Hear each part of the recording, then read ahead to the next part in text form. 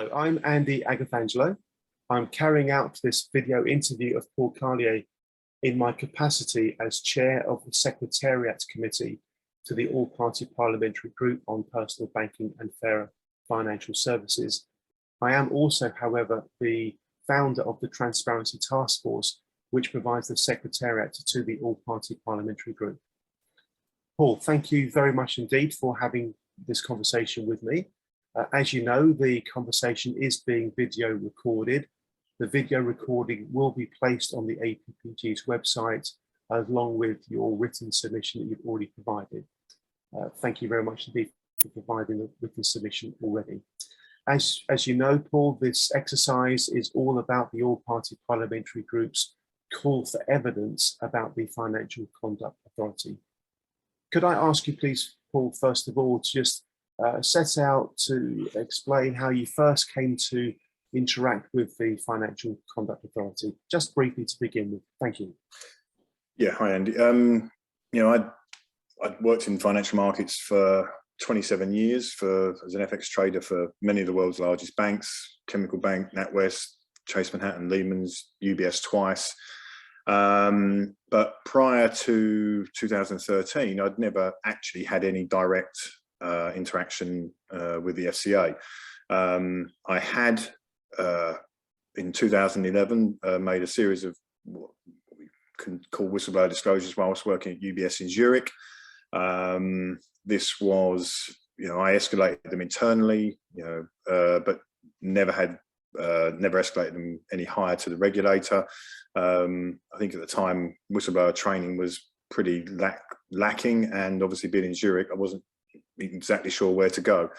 I did raise concerns with the Swiss National Bank, never heard anything back, but having lost my job at UBS for having blown the whistle, I came back to London and got a job with Lloyd's in 2012, and then had reason to contact the FCA for the first time in December 2013 with some pretty serious concerns.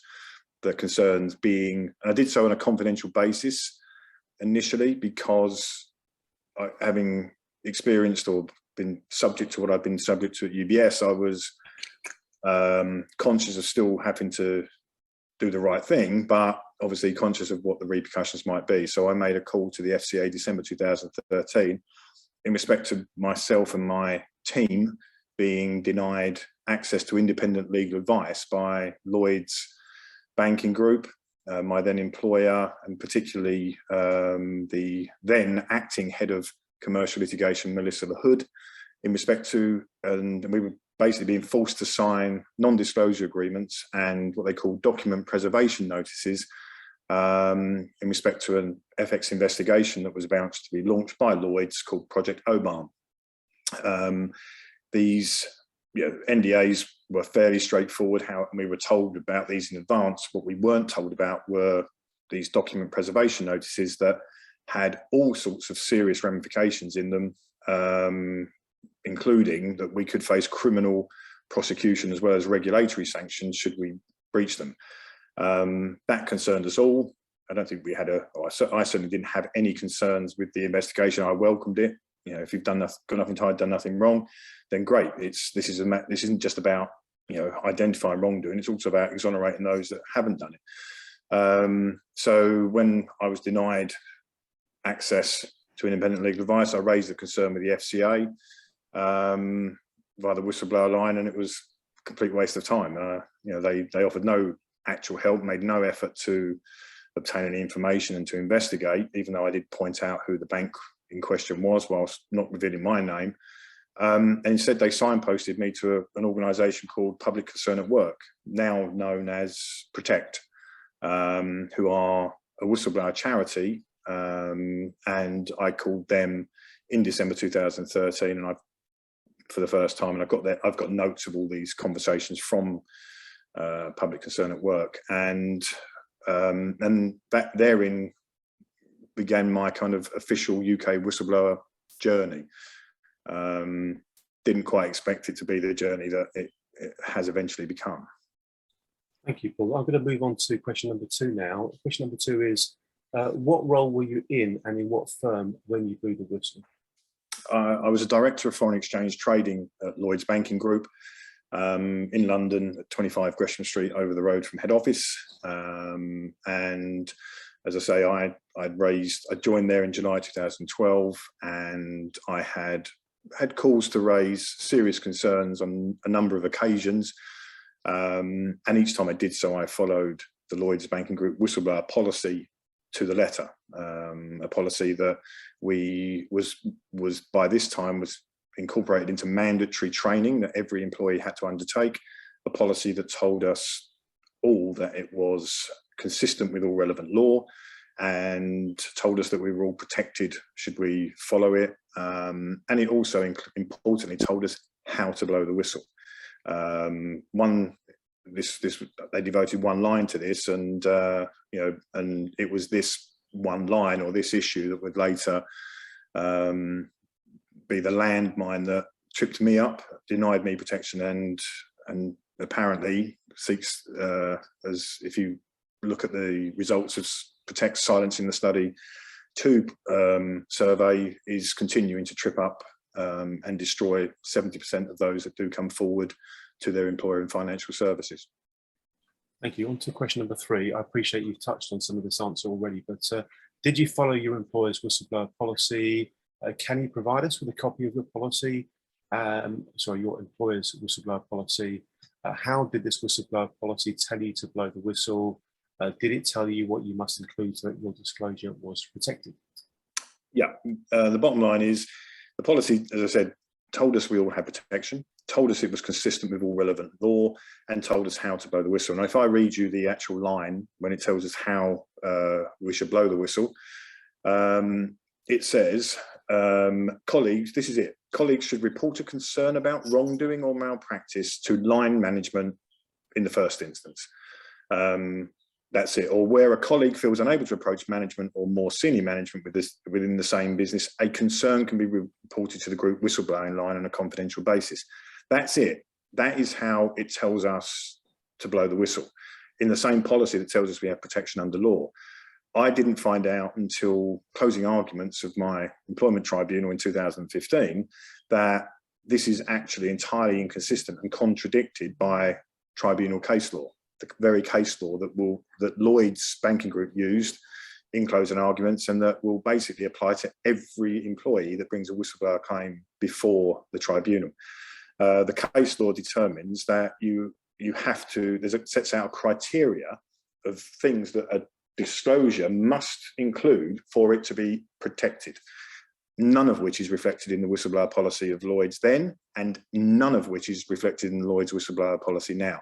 And even to the, and last, was it 2 weeks ago on World Whistleblower Day, at a webinar hosted by Protect, I actually raised that very question. The inconsistency between Protect's model whistleblower policy and the bank whistleblower policies upon which, that are all based upon the Protect model whistleblower policy.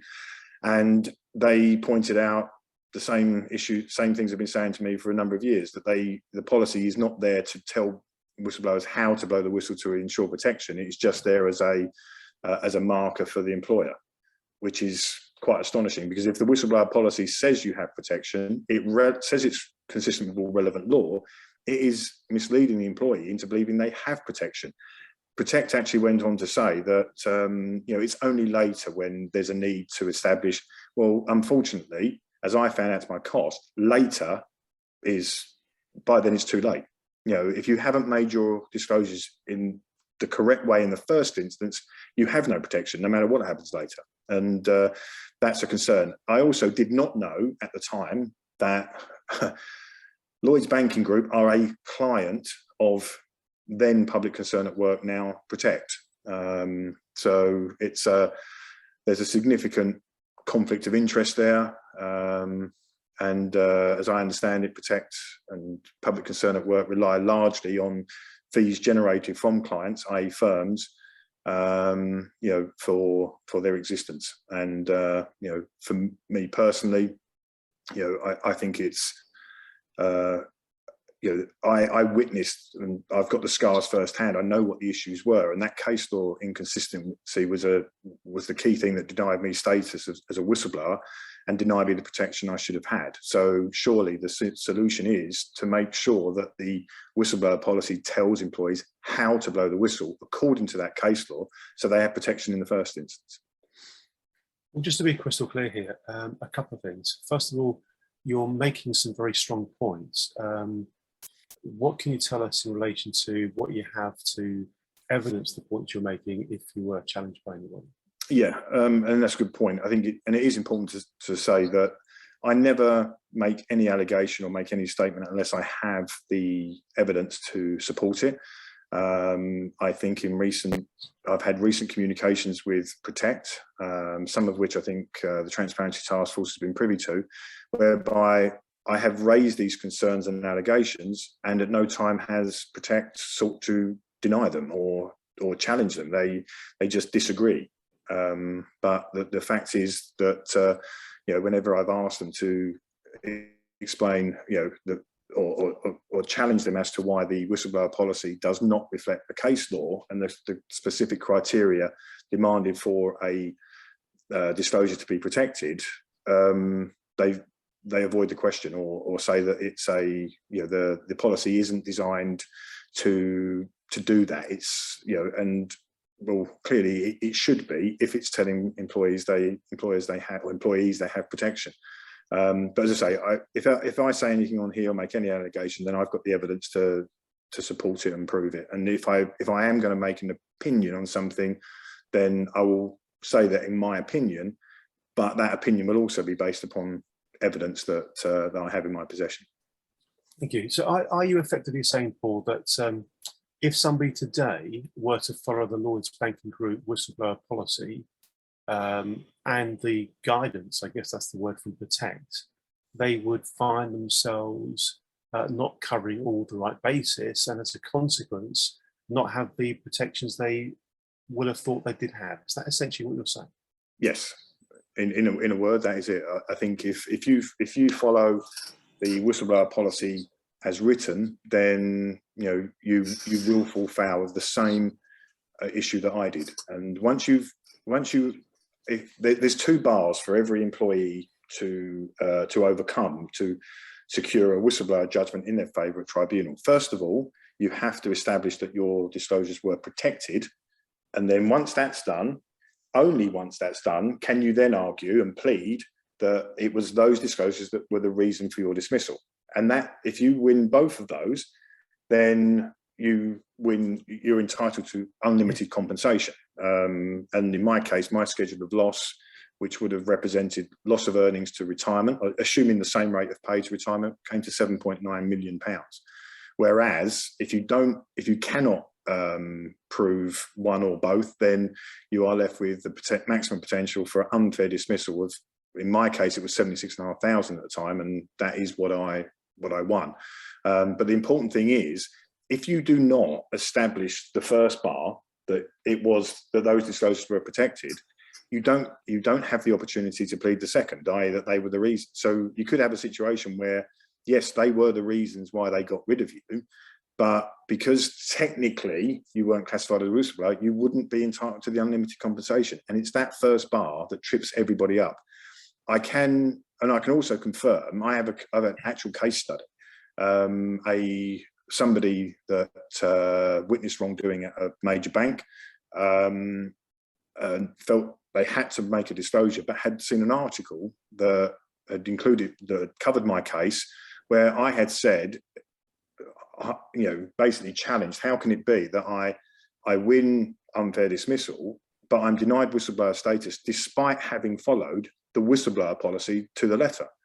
This former colleague of mine wanted to know what I meant by that, because he didn't want to fall foul of the same thing. So I met with him, I gave him my judgment and the various case law that Lloyds introduced in closing arguments, and that basically defined the criteria for disclosure to be protected. He made his disclosures according to that case law and not according to the whistleblower policy of his bank, and he won a 7-figure settlement at the tribunal. And he's also confident that, but for that, and had he followed the bank's whistleblower policy, he would have fallen foul of the same hurdle. Thank you very much indeed for making these points to us, Paul. I'm moving on to question number 4, Paul. Again, I appreciate some of this you've already touched on. Question number 4 is, when did you blow the whistle, and to whom, which organisation? What age were you then? I first blew the whistle, as I said earlier, at UBS when I was in Zurich in 2011. I was 42 at the time, and again, I was working in FX as an executive director of FX trading on the spot FX desk of UBS in Zurich. As I said, I lost my job there as a result of those disclosures, and probably worth mentioning now that in November 2014, UBS was one of 5 banks that the FCA issued a final notice to in respect to FX wrongdoing, and fined heavily.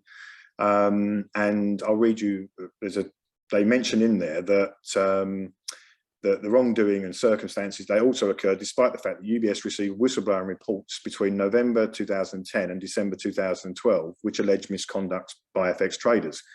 My disclosures were made between, well, first of all, I made them to my line manager in early 2011, then escalated them up the food chain at UBS in November, December 2012, as per those notices.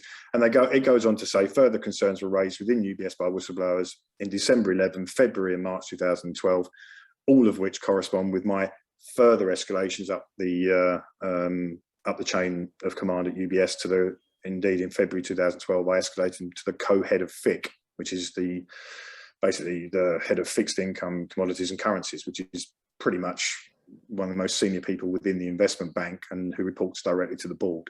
So they were referenced. I did later ask the FCA if they could confirm, just for the record, that these were my disclosures that they were referring to.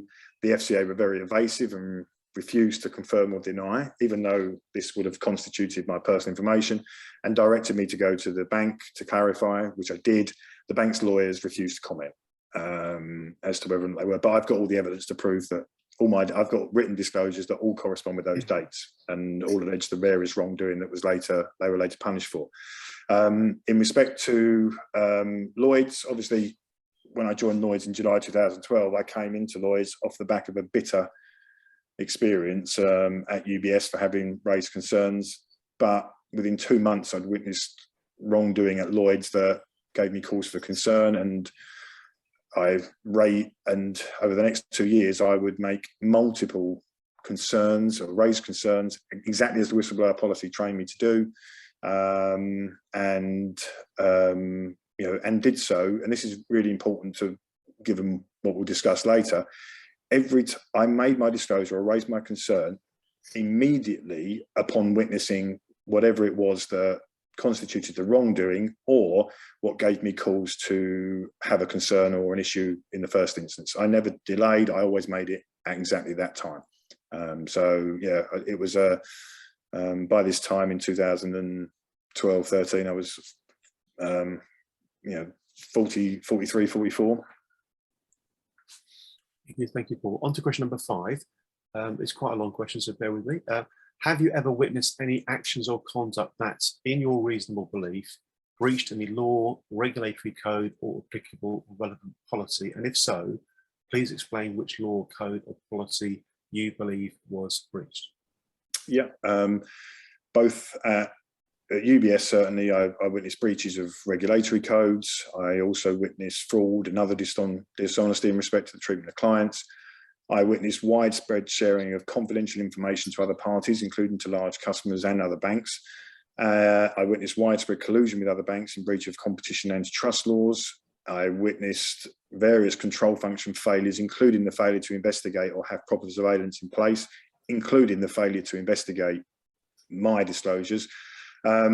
I witnessed the unlawful and dishonest efforts to engineer the dismissal of another colleague, and with the intent to reduce headcount by one without having to pay appropriate redundancy.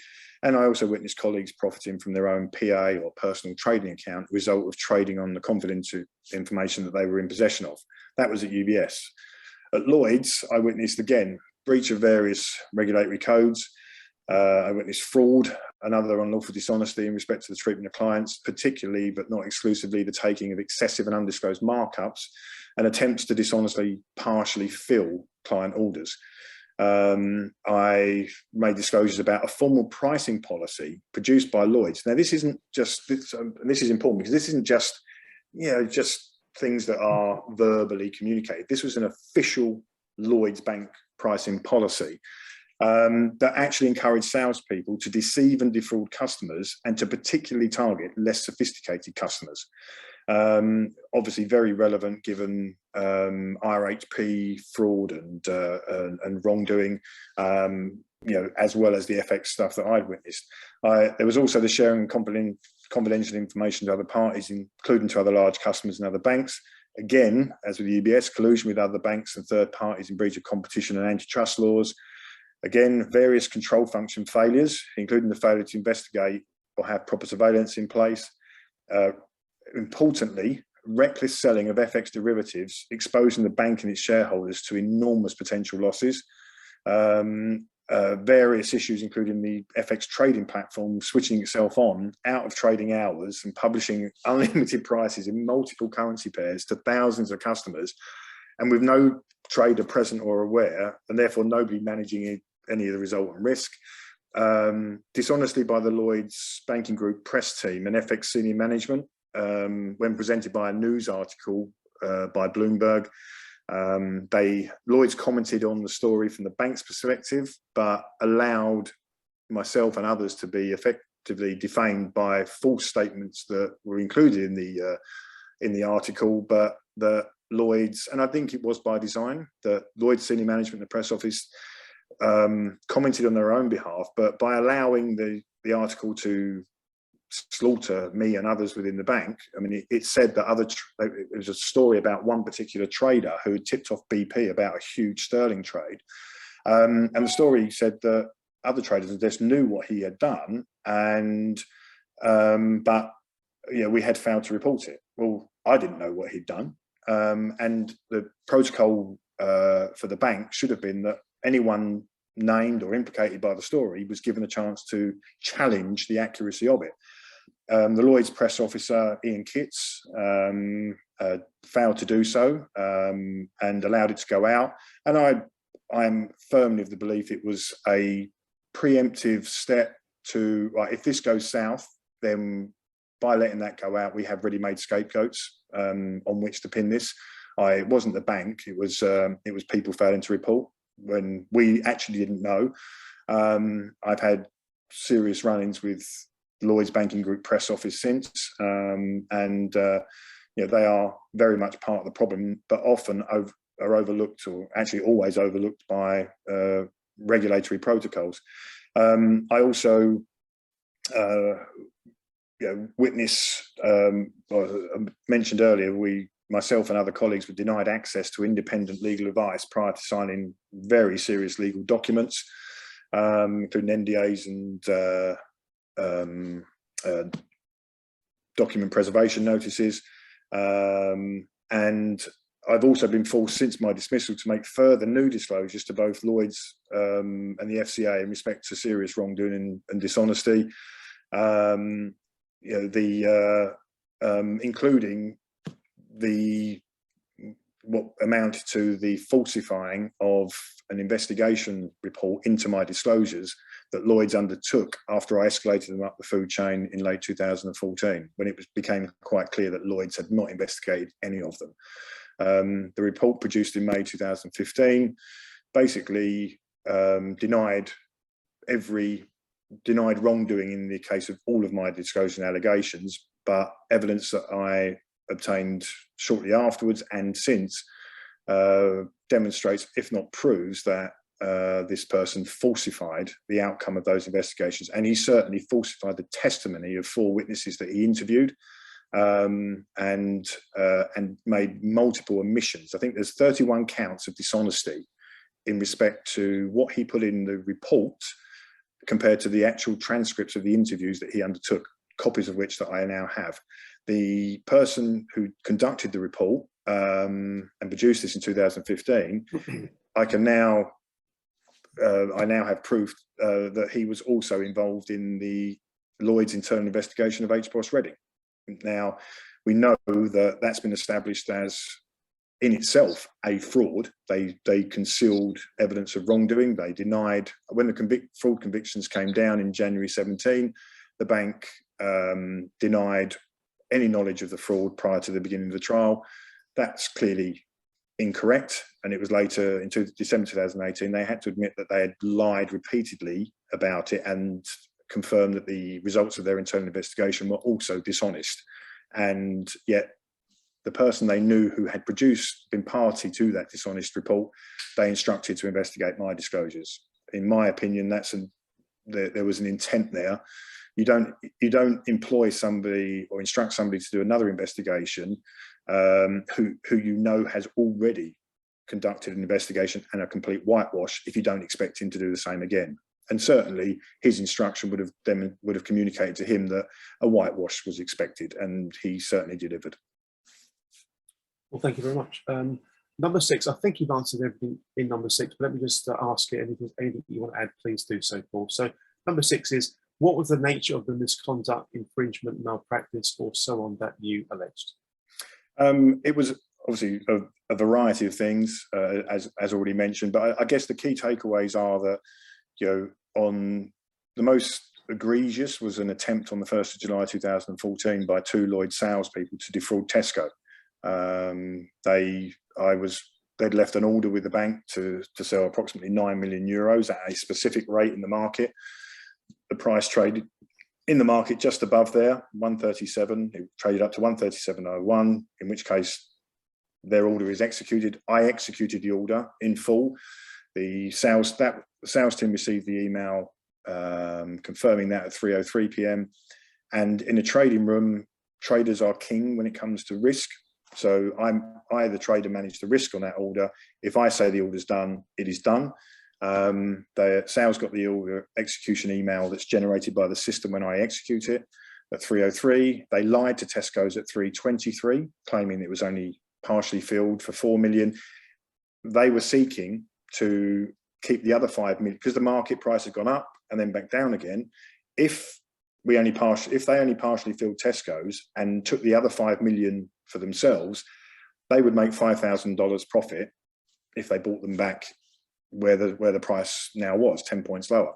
I refuse to allow that to happen because I'm the trader. I have access to risk and liquidity. They needed me to go along with it and buy the 5 million back for them, so that they could lock in the profit, and I refused. But they still attempted to defraud Tesco, and it wasn't until 3:38, so 35 minutes later, and after I'd had what can only be described as a war with the 2 salespeople, were Tesco's finally filled in full. And just to be clear, the market price never traded there again. So, and if you look at today's price, that was at 1.37. Okay, today the euro is trading on a rate around 1.01. Because it never traded at the Tesco rate again, it meant that the unfilled amount, the 5 million, it would never have been executed.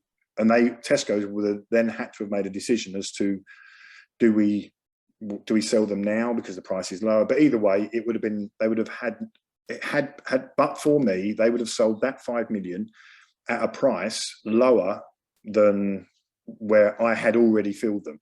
And that would have resulted in a loss of somewhere between $25,000 and where we are today's price, more than $1.3 million. Had it not been for my efforts, Tesco's would never have sold that 5 million where they did, would have suffered a substantial loss, and all for the salespeople to try and make $5,000. So so there's that, and obviously the actual formal policy that told salespeople to target non-sophisticated customers for excessive and undisclosed markups. All the time, Lloyds and salespeople telling people there's no charge for this service, no charge for that. But the actual official policy told salespeople to do otherwise. And just for the avoidance of any doubt, you referred to Tesco. Are you talking about Tesco, the large supermarket? Yes, I am. Yes. On to number 7. What interaction have you had with the FCA about your situation? Okay, so very quickly, after I was told I was at risk of redundancy, I put together a summary document. And basically, it was a summary of every disclosure or concern that I had made in the previous 2 years, including the dates when I'd made them. But I also included in there personal grievances that I'd made, because I'd been subject to some pretty shoddy treatment at times in response to some of my disclosures. Now, I put it into one summary document and sent it and escalated it up the chain at Lloyds and said, right, some are grievances, some are whistleblower disclosures. I'll leave it to the bank to determine which are which. Now, and they did. So they separated out the personal grievances. Over here, these will be investigated as per the grievance procedure. These are the ones who will be investigated by the Group Security and Fraud Department, because obviously these are serious allegations. These allegations of fraud, breach of regulatory codes, and breach of other UK laws. So, and by doing that, Lloyds established that these must therefore all be protected disclosures, because that's what a protected disclosure is: a breach of, as Lloyds described it, a breach of policy, law, or regulatory code. So by defining that these would be investigated under that and by that department, they were saying these were whistleblower disclosures. And I've got multiple documents from Lloyds confirming I was a whistleblower, multiple documents from Public Concern at Work and Protect confirming I was a whistleblower, and multiple documents from the FCA all confirming that I was a whistleblower. And I've got my own case file and whistleblower case number at the FCA. So, but 4 months after I'd escalated them up the food chain at Lloyds, I discovered that nobody had been interviewed by the investigator in respect to some of these serious offences. I'd spent 2 whole afternoons with him, walking him through all of my allegations. I gave him certain pieces of evidence and told him where to find more. But I also said that I have evidence to prove certain other things, parts of my story, but I'm not going to give you those until you've gone and got the version of events from those involved. And the guy doing investigating is a former police officer. You know, you don't, if you're going to make an allegation, you don't give the other party all the evidence. You get him to go to these people, get their version of events, and then if they're lying, bang, there's the evidence to prove they're lying. But you don't give it to them first of all, because all you're doing is giving them a way to, okay, that's all the evidence he has, right? How do we form a story or narrative around all that? You know, and this really, I mean, this really annoyed him. He wanted this evidence, and you know, so much so that in April 2015, he would see to it that a letter was sent to me threatening me with putting me on the CFAS fraud prevention database if I did not hand over all the evidence I had to prove my disclosures.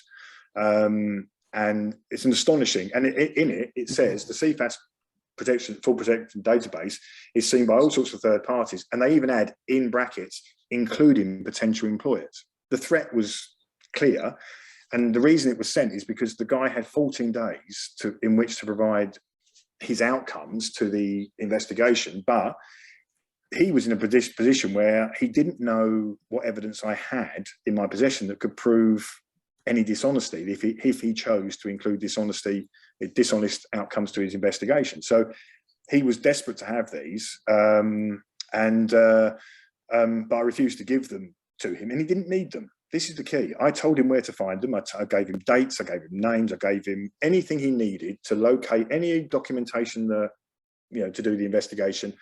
And he would then in January claim that I was failing to assist his investigation by not giving all this evidence and information. Well, that's complete nonsense. He had everything he needed. I gave him GPS coordinates where to find stuff, and you know, these are my allegations. This happened on this date. This person did this. This person did that. Go and investigate. Now, you know, you don't. You know, he wanted to know from me what evidence I had to, you know, to prove it, because he didn't want to issue a denial, an emphatic denial, with the risk that I could actually prove that he had lied. So, but when I found out he hadn't interviewed anybody, I then took the decision to escalate it to the FCA, and I did so in March 2015. Initially, the FCA was incredibly receptive, and I've got emails from the whistleblower team confirming that I'm a whistleblower and confirming that this looks like a classic case of PIDA detriment. This was in these internal FCA emails. I had a Excuse me, Paul. I didn't recognise the term you just used. Could you repeat that? Explain what it is. What was that term you just used? The whistleblower team member that I had a lengthy conversation with, and I escalated to. He wrote an internal email where he described my case as being one of potential classic PIDA detriment, i.e. PIDA being the Public Interest Disclosure Act and detriment relevant to it. And he and the FCA would continue to refer to me as a whistleblower. The whistleblower case was opened, and I was still described as a whistleblower into 2017, even a vulnerable whistleblower as well. But there was no doubt in the FCA's mind that I was a whistleblower, and they always treated me as one. On April 30th, 2015, I had a 2-hour, what they call a debrief with the FCA.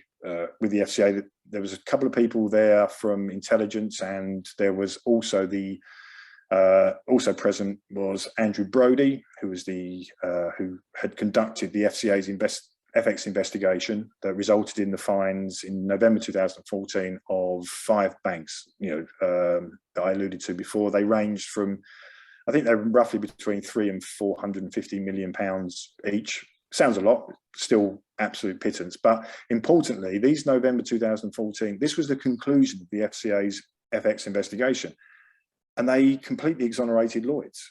They only punished 5 banks. Barclays would later be included, so only 6 banks were punished. Now, and yet here I was escalating all this kind of conduct to the FCA, all of which was conduct which was included, covered by the investigation, and for which these other banks had been fined, and for which other traders of banks had been suspended or sacked. And also, so there was I'm convinced that despite the initial receptiveness of the FCA, there was also a concern that the disclosures I was making were potentially exposing their own FX investigation as inadequate, potentially dishonest, because how could it be that you don't punish Lloyds for this array of offences when you've punished 5 or 6 other banks? The other thing that came, and I've got a recording of that interview. The FCA recorded it, and they gave me a disc with the FCA branding on it. And but in terms of whistleblowing, the most telling thing that occurred in that meeting was that Andrew Brodie said that of particular interest to him and his colleagues was the fact my abuse by Lloyds as a whistleblower, and he goes on to say that this is a pattern of abuse that they were seeing from Lloyds. Now, that obviously establishes that the FCA were aware that Lloyds were doing this on a systemic basis. He's talking about a pattern of abuse, and he goes on to describe the abuses, the lack of independence, the detriments to whistleblowers. And let's not forget that by this time, this is in April 2015. So by this time, Sally Masterson had escalated her disclosures. I think the FCA was in receipt of her reports and stuff.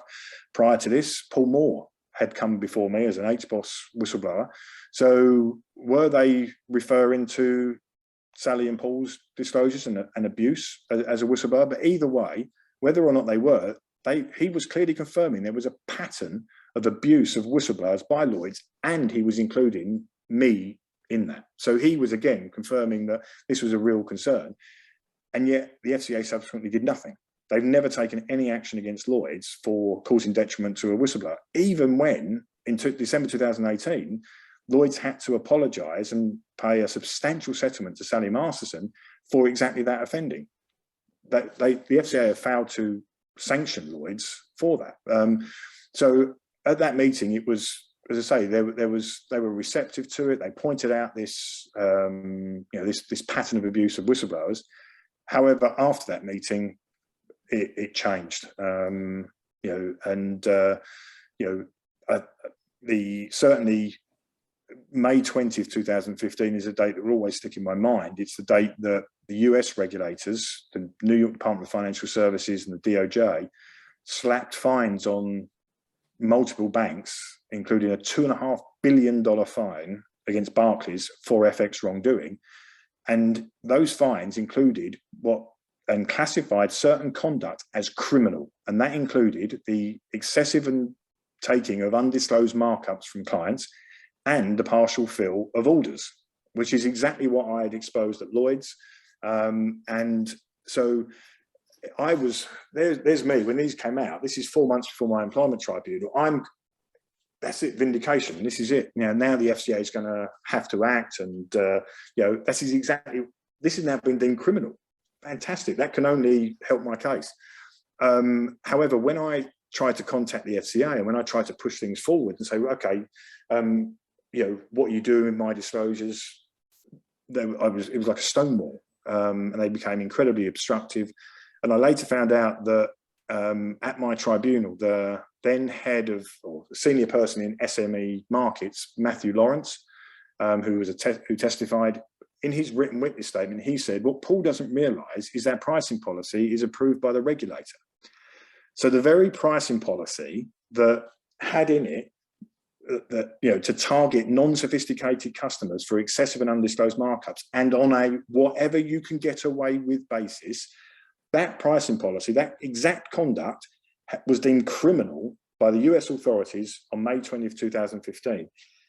And Lawrence inadvertently revealed that the FCA had approved that policy. So as of May 20th, 2015, the FCA found itself in a position where you can almost see, holy shit, we approved that policy, and the practices that we approved have now been deemed criminal in the US. That is, from that moment on, the FCA's attitude towards me and the way they treated me changed. And I have no doubt that that is a key reason, as is the fact that they had effectively exonerated Lloyd's already in terms of all the other FX wrongdoing by not punishing them in November 2014. And as we proceeded through 2015, and as my tribunal hearing got closer in September 2015, so the FCA became more obstructive, but also became more dishonest. And even to the point where even now, just last month, I got a cache of internal FCA documents that I knew they were acting dishonestly with me in certain respects in 2015. This cache of documents now confirms that the extent of dishonesty was, I know I used the word quite a bit, but it was astonishing and exposes much more dishonesty than I had believed. But it also proved multiple acts of dishonesty that I had suspected and alleged, but the FCA had also denied in writing formally. And I actually, on this point, I wanted to make, I don't know if I've gone off the question a little bit here, but 2 weeks ago, Mark Stewart of the FCA was a guest speaker at a webinar hosted by Protect on World Whistleblower Day. And I posted a question. He didn't know it was me. It was an anonymous question. And I posted the question, can Mr. Stewart explain what established protocols there are for the FCA in respect to employment tribunals involved in whistleblowers? Mr. Stewart said, and this is to a significant audience, he said, there is no established protocol. We do not get involved in civil litigation. Well, that's entirely false, because I've got internal FCA documents that confirm and these are dated September 2015, that confirm the FCA whistleblower team sends an email to what I understand to be the group counsel division at the FCA, and they say, can we at least tell Carlier that if the tribunal asks us for an opinion on the Tesco matter, that we would have to provide one? And the answer comes back, no, you cannot tell him of that protocol. But the whistleblower team are confirming that there's an established protocol. It's an established protocol that they told me in a meeting the following day. Essentially, they didn't necessarily go against the wishes of group, the FCA Group Council. But at the meeting, when I asked a certain question, they said, if you are asking that in the event that the tribunal judge asks us for an opinion, would the FCA provide one? Yes, we would have to. So in other words, they communicated that to me. It looks like other internal documents show that there was hell to pay for them passing that on to me, because when I submitted the actual application to the tribunal that they should ask the FCA for an opinion on the attempt to defraud Tesco's, was it wrongdoing as I alleged, or was it not wrongdoing as Lloyd's claimed? All hell broke loose within the FCA, and the FCA Group Council then Greg Choice was then forced to come up with a reason why they would not be able to abide by the protocol. He didn't deny the protocol existed, but he said he asked the whistleblower team to tell me that the FCA will not be willing to provide an opinion on this because the FCA doesn't currently hold an opinion, and there is nobody qualified at the FCA to give an opinion. I mean, an astonishing, this is the regulator, apparently has nobody qualified, but they were, rather than deny that the protocol existed, they were looking for a way to not abide by the protocol. And he goes on to say, and this is what we will tell the FCA, tell the judge if the judge asks for an opinion. Whistleblowers UK received confirmation from the FCA in 2016 that this was the established protocol, that if a tribunal judge asked the FCA, who are the prescribed persons for all things financial markets when it comes to whistleblowing, that the FCA would provide an opinion. And yet 2 weeks ago, Mark Stewart, in response to that question, outright claims there is no such protocol. Well, that's contrary to all the evidence that I have. So, but then he needs to say that because the FCA behaved with me as if there was no protocol. And there's another internal email which says, and again, this appears to be from Group Council Division again, and these are the guys, the lawyers at the FCA, where it says, there is no reason why we cannot provide an opinion based on the information given by Mr. Carlier. However, there are non-legal issues why we would not want to do so. So again, confirming that they could provide the opinion that there was a protocol.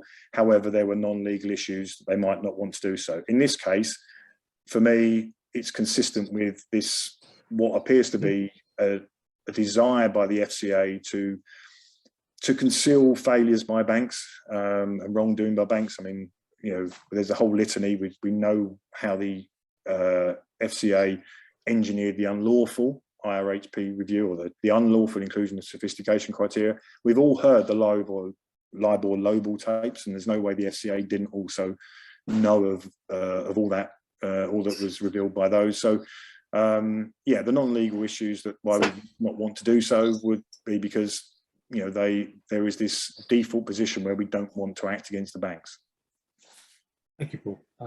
Thank you very much indeed. On to question number 8. If you had contact with the FCA, clearly I know that you did. So did the FCA explain or define the extent of their regulatory authority to you in respect to the matters you were raising? Yes and no. There were certain issues that when I alleged that the taking of excessive and undisclosed markups, it represented a fraud, because there's a pricing policy that says to salespeople and I'll summarize a paragraph. It says, for sophisticated customers where we need to be competitive, no markups. However, for less sophisticated customers, fill your boots, essentially. And then there's a pricing table. You can take up to a maximum percentage of the value of the trade. Now, you'll find this is a practice in all the banks, that the pricing tables we're given are up to. There should be a set fee for all customers doing the same kind of trades. But what that does is facilitate pricing on a whatever you can get away with basis.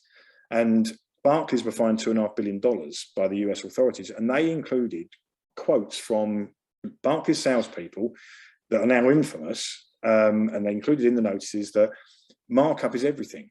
The trick is to give the customer the worst possible price that they will trade on and still come back and trade more. If you ain't cheating, you ain't trying. And this is reflected in the way the pricing policies are structured.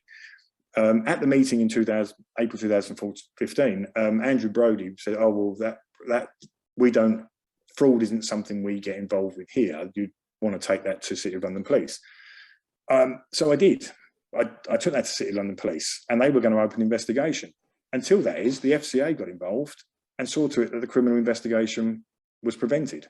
Because I met with City of London Police, I gave them all the evidence, they opened up a file, a crime report, and then they came back to me and said that they were now not going to open an investigation because they had spoken with the FCA, and the FCA had told them that they had looked at this and taken no action, and therefore City of London Police were now not going to launch a criminal investigation. I asked City of London Police, well, hang on, the FCA told me, and it is true, that fraud isn't in their jurisdiction. And they also said that Spot FX pricing to which this applied was not within their regulation. So in other words, it was beyond their perimeter. But here we had the FCA misleading, albeit the City of London Police appeared to be happy to be misled on certain cases where it would avoid certain investigations. They were misleading the City of London Police by saying that, oh, yeah, we took no action here. So essentially saying, therefore, they didn't say it, but therefore no wrongdoing. That's how the City of London Police interpreted it. Well, if the FCA's taken no action, therefore it can't be wrong. But the FCA failed to tell them that, that they took no action because it was beyond their perimeter. It was beyond their authority. I then made that allegation to the FCA. The FCA flatly denied any involvement in the curtailing or prevention of that criminal investigation by City of London Police. And I've got that in writing. However, I've now got internal emails where the City of London police officer is contacting the FCA because I'm pushing them hard. Say, well, I'm sorry, that's not good enough. You need to be investigating this. So the City of London police officer contacts the whistleblower team, John Dodd personally, and says, I need to get back to Carlier with something here. And so the FCA, having claimed that they did not interfere with this, he sends back an entire summary of reasons why they should not be investigating. Most of it redacted, but the City of London Police are looking for a reason to come back to me to justify their non-investigation. And where do they go to get it? They get it from the FCA. The FCA, who had told me this was beyond their jurisdiction, and then told me they had no involvement with the prevention of that criminal investigation. So, but in respect to the other matters, the partial fill, and also obviously the abuse of whistleblowers, very much within the FCA's perimeter. But as were the control function failures, because most of what the FCA punished the banks for were a failure to control the conduct within their organisations. They allowed traders to be in chat rooms with multiple competitor banks, and then they failed to properly to provide proper surveillance over these. And also the investigatory role. So control functions are the investigations and everything else, or the failure to investigate. And here I'd given them in 2015, I'd given them evidence to prove that Lloyd's, and particularly Andy Horsley, the investigator, had falsified the outcome of his investigation. That's a regulated control function, right? That is, if you have allegations of wrongdoing, be it unlawful, be it breach of code, breach of policy, you are obliged as an FCA authorised and regulated firm to investigate properly. It's part of your control functions, and it's one of the control functions that is listed as a massive fail in 2012 when the FCA produced a final notice to Lloyd's about the failure of HBOS, and it had 2 pages devoted to the HBOS Reading incident. That was March 2012, and they cited all the control function failures that failed to detect and properly investigate this crime when it happened and after it happened. And here I am reporting the same offence to them. Not only did this guy do a shocking job of investigating, he actually falsified his outcomes. He falsified the testimony of witnesses and failed to include witness testimony that corroborated my version of events. I mean, absolutely an astonishing report. So that was again, that's firmly within their perimeter. The problem here is that Andy Horsley, who conducted and falsified the investigation, he's a former colleague of Jane Atwood, who's head of FCA intelligence. Now, Jane Atwood, I didn't know her before before February 2017, when I got a response to my data subject access request, and I find Jane Atwood's name on a whole host of emails to and from her, where she's copied, and this is all in respect to the handling of my disclosures, and particularly the allegations of dishonesty against this Lloyd's investigator. So I looked her up on LinkedIn, and her employment history includes January 2011 to October 2013. She was director of Lloyd's Bank, but not just a director of Lloyd's Bank. She was director of fraud prevention in the group security and fraud department with Andy Horsley, the guy that had falsified this outcome. And obviously we now know was in some way involved in the HBOS Reading investigation that is the subject of the Dobbs review, and we know to be entirely dishonest. So, there was there's the conflicts that existed there are quite astonishing, and they don't end there as well. And we'll probably cover that in later in later questions. Again, thank you, Paul. On to question number 9. What evidence, if any, did you give the FCA and/or any other entity?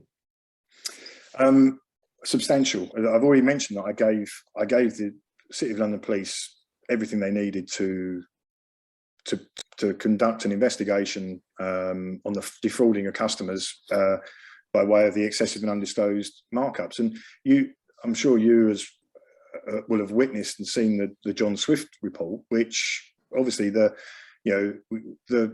industrial scale sale of these wholly inappropriate products, most of which were sold to generate revenue by way of markups that were not disclosed, and obviously along with other things like credit lines, etc. So and this is and I gave City of London Police the pricing policy that told salespeople to target all these non-sophisticated customers, and I gave them copies of the customer paraphernalia, the website, all of which is telling customers there's no charge for these products or services. So, and at the same policy that says don't charge markups for sophisticated customers for doing the same thing. So in other words, if a sophisticated customer comes to you and wants to sell £5 million, they'll probably take a $3,000 markup. If a non-sophisticated customer comes to them, they could take up to 89,000 markup on that, and would do if they could get away with it. And they had a whole series of reasons scripted, no different from a double glazing salesman, that how do I justify, if I have to improve my price, how do I do it without looking like I was trying to rip the customer off in the first place? So that's the whatever you can get away with. You try it on. If you get found out, there was a whole list of things. Oh, I was looking at the wrong screen, silly me. And then you provide a different price. There was a whole array of things that they could lower the price without making it look like they were trying to rip them off in the first place. All of it contrary to what was being advertised to customers. As I say, I gave City of London Police more than enough to do an investigation, if not prosecute already. In terms of the FCA, in particular, I escalated the investigation outcome by Horsley and Lloyd's to them in May 2015 when I got it, and advised them of the wholesale dishonesty that it represented. He would then produce a fuller version of that, an abstract of what his summary positions were, to the FCA in June 2015, which I also got a copy of.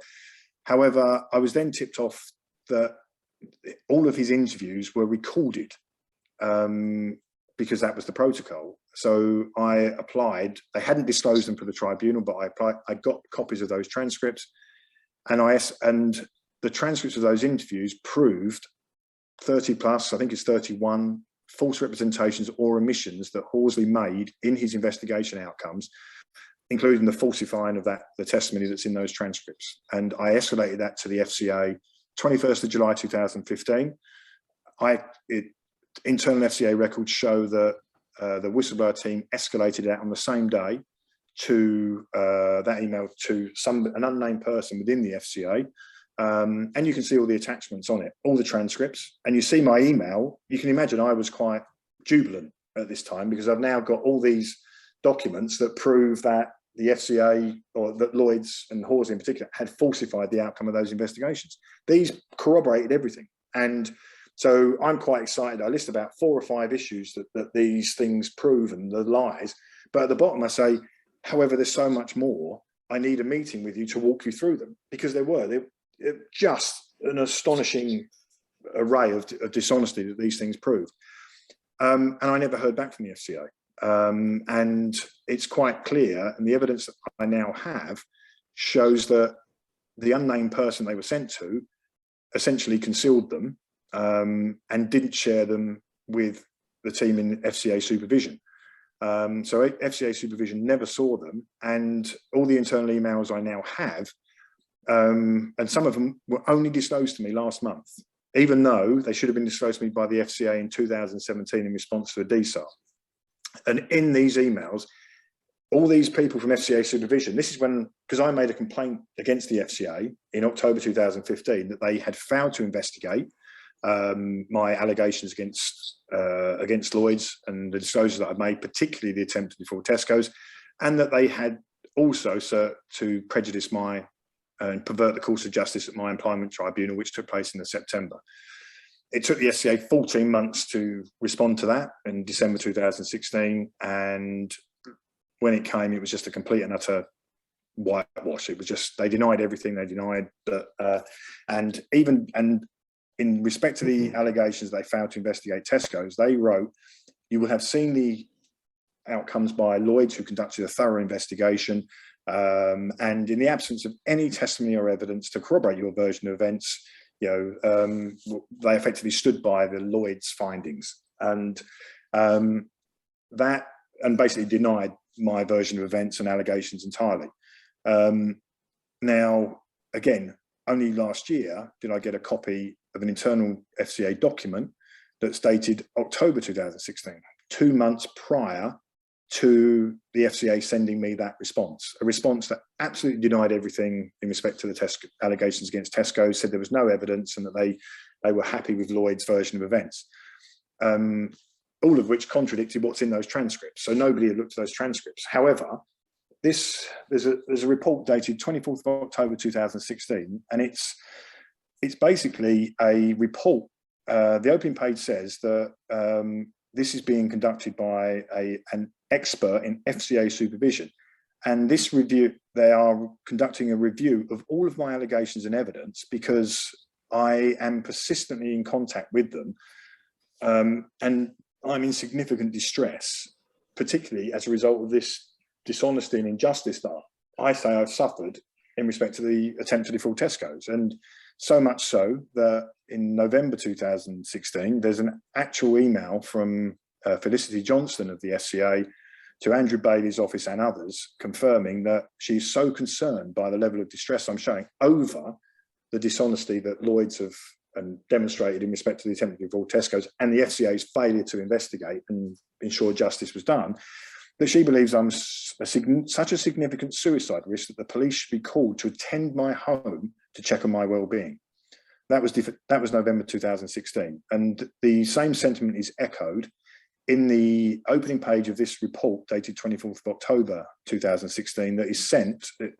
Basically says that this is the reason for this investigation is because of this level of distress, and they're going to review my allegations and evidence.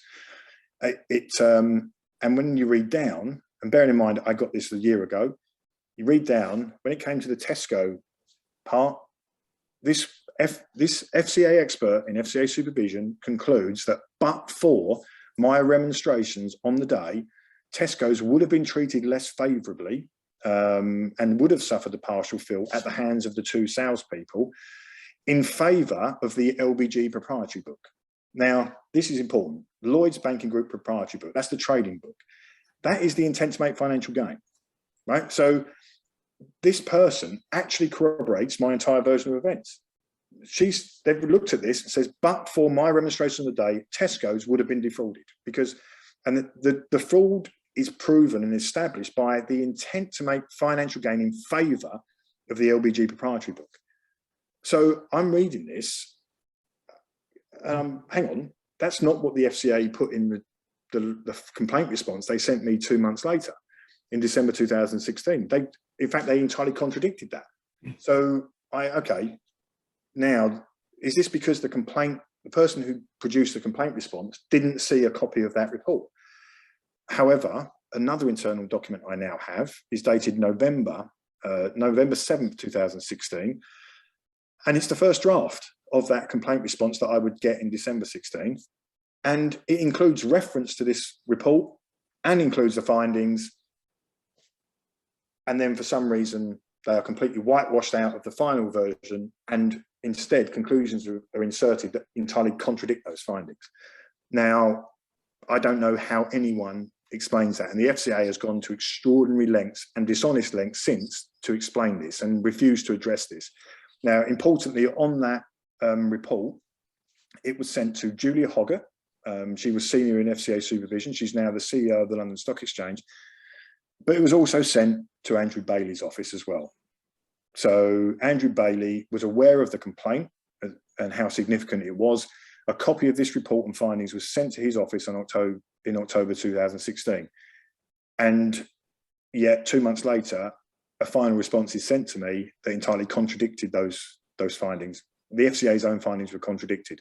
Now, there's also an internal FCA email that I now have, dated 29th of September 2016, and it is authored by Felicity Johnston, and it is addressed to Jane Atwood, Andrew Bailey's office, and others. And it actually, most of it's redacted, but it says at the start, the purpose of this email is to agree our position re Carlier. Well, now, the only position that was in train at the time, or the only process that was in train at the time, was my complaint and the FCA's response to it. Well, that's an independent function. That has to be conducted by the risk and oversight team. So how is it this email is agreeing a position between these senior execs in various other departments? They can't interfere with an internal complaint. So, but clearly this suggests that they are. The other damaging issue here is that I submitted a DSAR around this time, which entitles me to see all my personal information. This includes anything that I'm named upon, anything that is about me, anything that is relevant to the forming of an opinion of me, or relevant to the way in which the data controller proposes to treat me, or any actions they propose to take in respect to me. So pretty much everything involved in the production of the complaint response. However, there's an internal document that's in February 2017 when I got this DSAR response. There's quite a bit in there, a lot of internal emails in there, but there's a lot of stuff's redacted and a lot of stuff is clearly not there. In recent weeks, I've received a response to a DSAR that I submitted to the Complaint Commissioner, and in that cache of documents, and I mean there are hundreds of documents that have been disclosed to me now in response to a DSAR. Therefore, the Complaint Commissioner confirms they are my personal information and I'm entitled to them. All of them are dated 2015, 2016, but none of them were disclosed to me by the FCA in February 2017. And I think there's a key reason for that, because in October 2016, there's an internal memo, and it is written by the person that's investigating my complaint and who produces the December 2016 complaint response, which is now proven to be entirely dishonest by way of the internal report from October 2016. In it, she writes that she's spoken to me, that she's progressing with the complaint and everything else. But in there also, it confirms that she's also the one vetting the DSAR response. So she's the one vetting all the information that's being provided to her by the data team that for the purpose of providing to me in response to my DSAR. And I then get, months later, I get a DSAR response that doesn't include any of these hundreds of documents. Funnily enough, all of them expose that December 2016 complaint response as entirely dishonest. Now, it's astonishing to me that this person was put in a position where they had the final say and the ability to vet or censor the information that I was going to get in response to my DSAR, and quite clearly appears that they took out anything, any document that would potentially expose the response that was coming my way in December for the dishonesty that it had in there. I mean, as I say, I already had the internal report, but I got that last year, and that proved the falsifying of the complaint response in respect to the Tesco thing.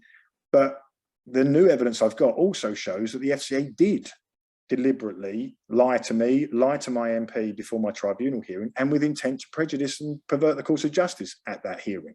And that was other things that they denied in the December 2016 response.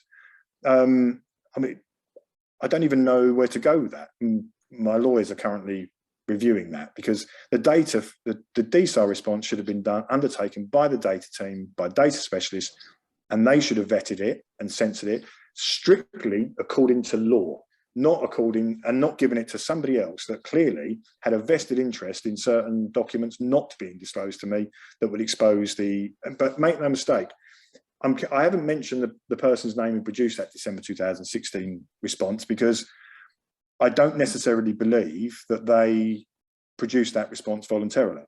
It's quite clear to me that Andrew Bailey and his office and other senior executives in the FCA, and again, I'd say this backed up by evidence. I've got, the copy of that October 16 report was sent to Bailey's office. I've got other internal emails showing Bailey's private secretary updating him on the progress of my complaint and also the progress of my DSAR response. And that's actually from, I've got an email from Bailey's private secretary to Andrew Bailey himself updating, and that's in October 2016.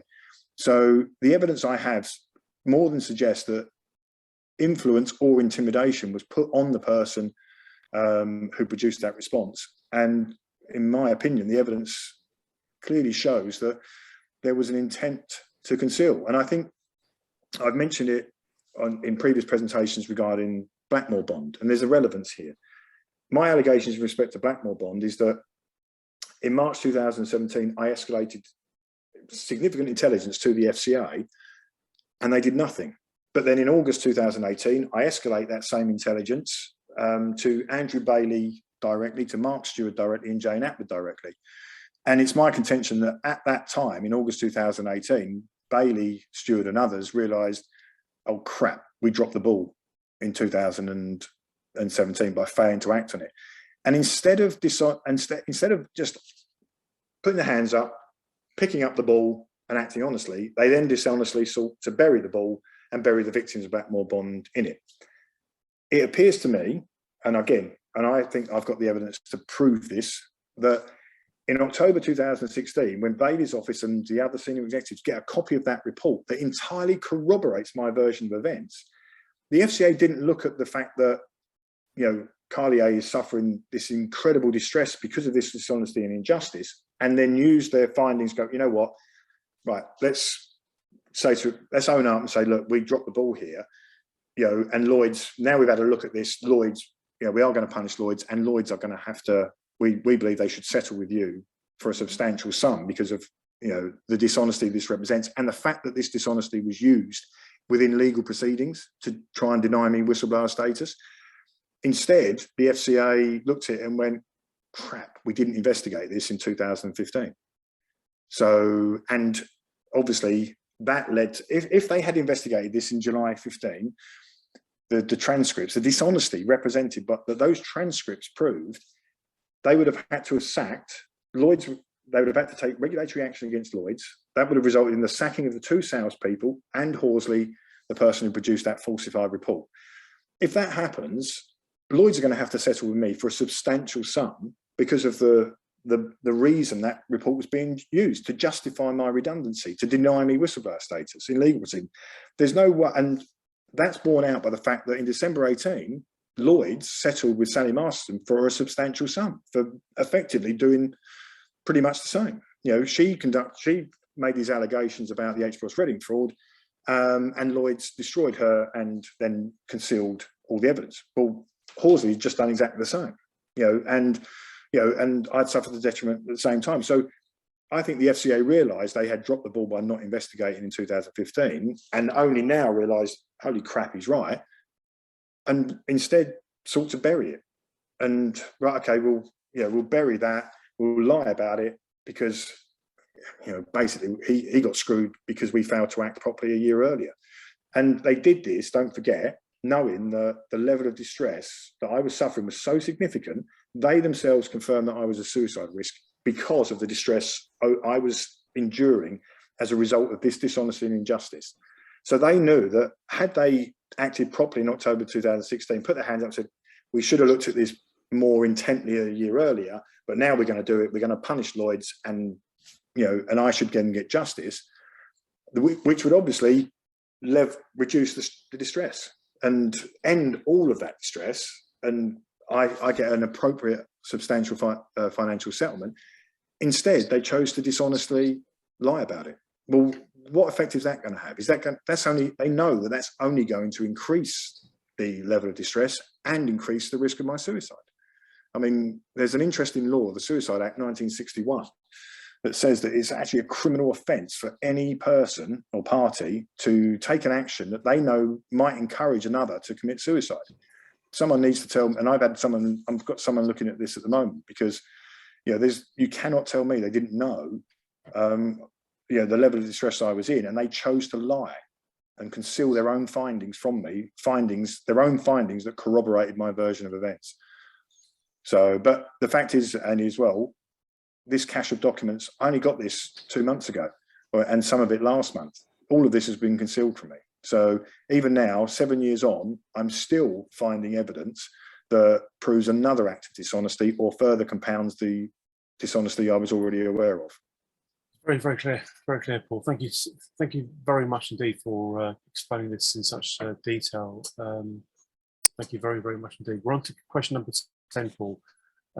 What, if anything, do you believe the FCA could have done that may have prevented the matter that you blew the whistle on from happening in the first place? Obviously, in your case, there are several whistles that you blew, so please respond to that question in relation to each of them, if you don't mind.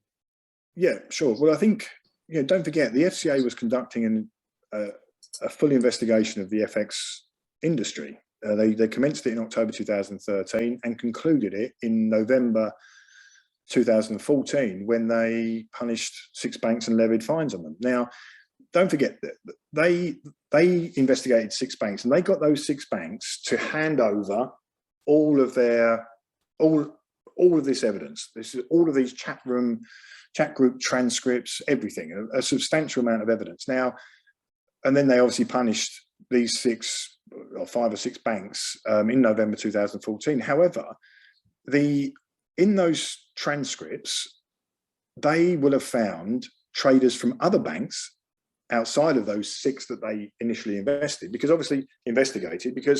obviously, there's multiple banks. There's probably 30, 40, even 50, banks in London that would have had FX trading floors, and obviously traders trading in that same market. Now, it's I have a data subject access request response from a trader that worked at a bank called Toronto Dominion, and he shared with me the DSAR response. And in that response, it shows that the FCA found 274 documents in the investigation of the chat transcripts provided by those 6 banks that involved Toronto Dominion traders. And yet the FCA didn't punish Toronto Dominion. They would have also found transcripts involving Lloyds Bank and all these other banks. Now, another example is that Toronto Dominion would be punished by the Ontario Securities Commission in 2019 and fined, as would RBC, Royal Bank of Canada, another bank that wasn't punished by the FCA. Now, both the Ontario Securities Commission investigated these same documents and found and in their notices, hundreds of examples of wrongdoing of the same nature that the FCA punished the 6 banks for in November 14, hundreds of examples in a 2-year period. And, and then they thanked the FCA for their assistance in this investigation. Hang on. So you've got the Canadian regulator confirming they found hundreds of examples of wrongdoing by RBC and Toronto Dominion traders, thanked the FCA for their help in the investigation. So, and it's fair to say that therefore the FCA would have also found most of, if not all of this evidence in their own investigation, but the FCA chose not to punish RBC or Tordom or Lloyds or any other bank. So had the FCA, and it's quite interesting that in the April 2015 meeting, Andrew Brodie, who ran the FX investigation, he confirms that they only punished the biggest fish. Now, he's effectively confirming they let all the other banks off the hook. They knew it, and he confirms it was industry-wide. So why did you let all the banks off the hook? He claims in that, and I've got the transcription, I've got the actual recording. They made the recording, not me. So it's not covert or anything like that. It's on a FCA branded disc. He says that they found evidence against all the banks, but they only punished the top 6, claiming, due to resources. Well, that doesn't make sense. Anyone who's ever worked on an investigation or a documentary review knows that the labour-intensive part is the review and the investigation.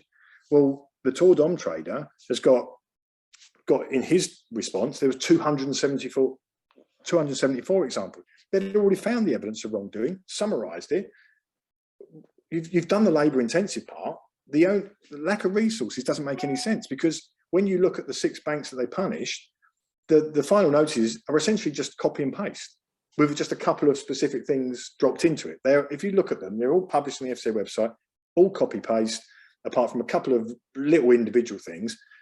Well, if you've investigated all of these banks and found it, well, that's the labour. That's 95% of the resource intensive part of the thing.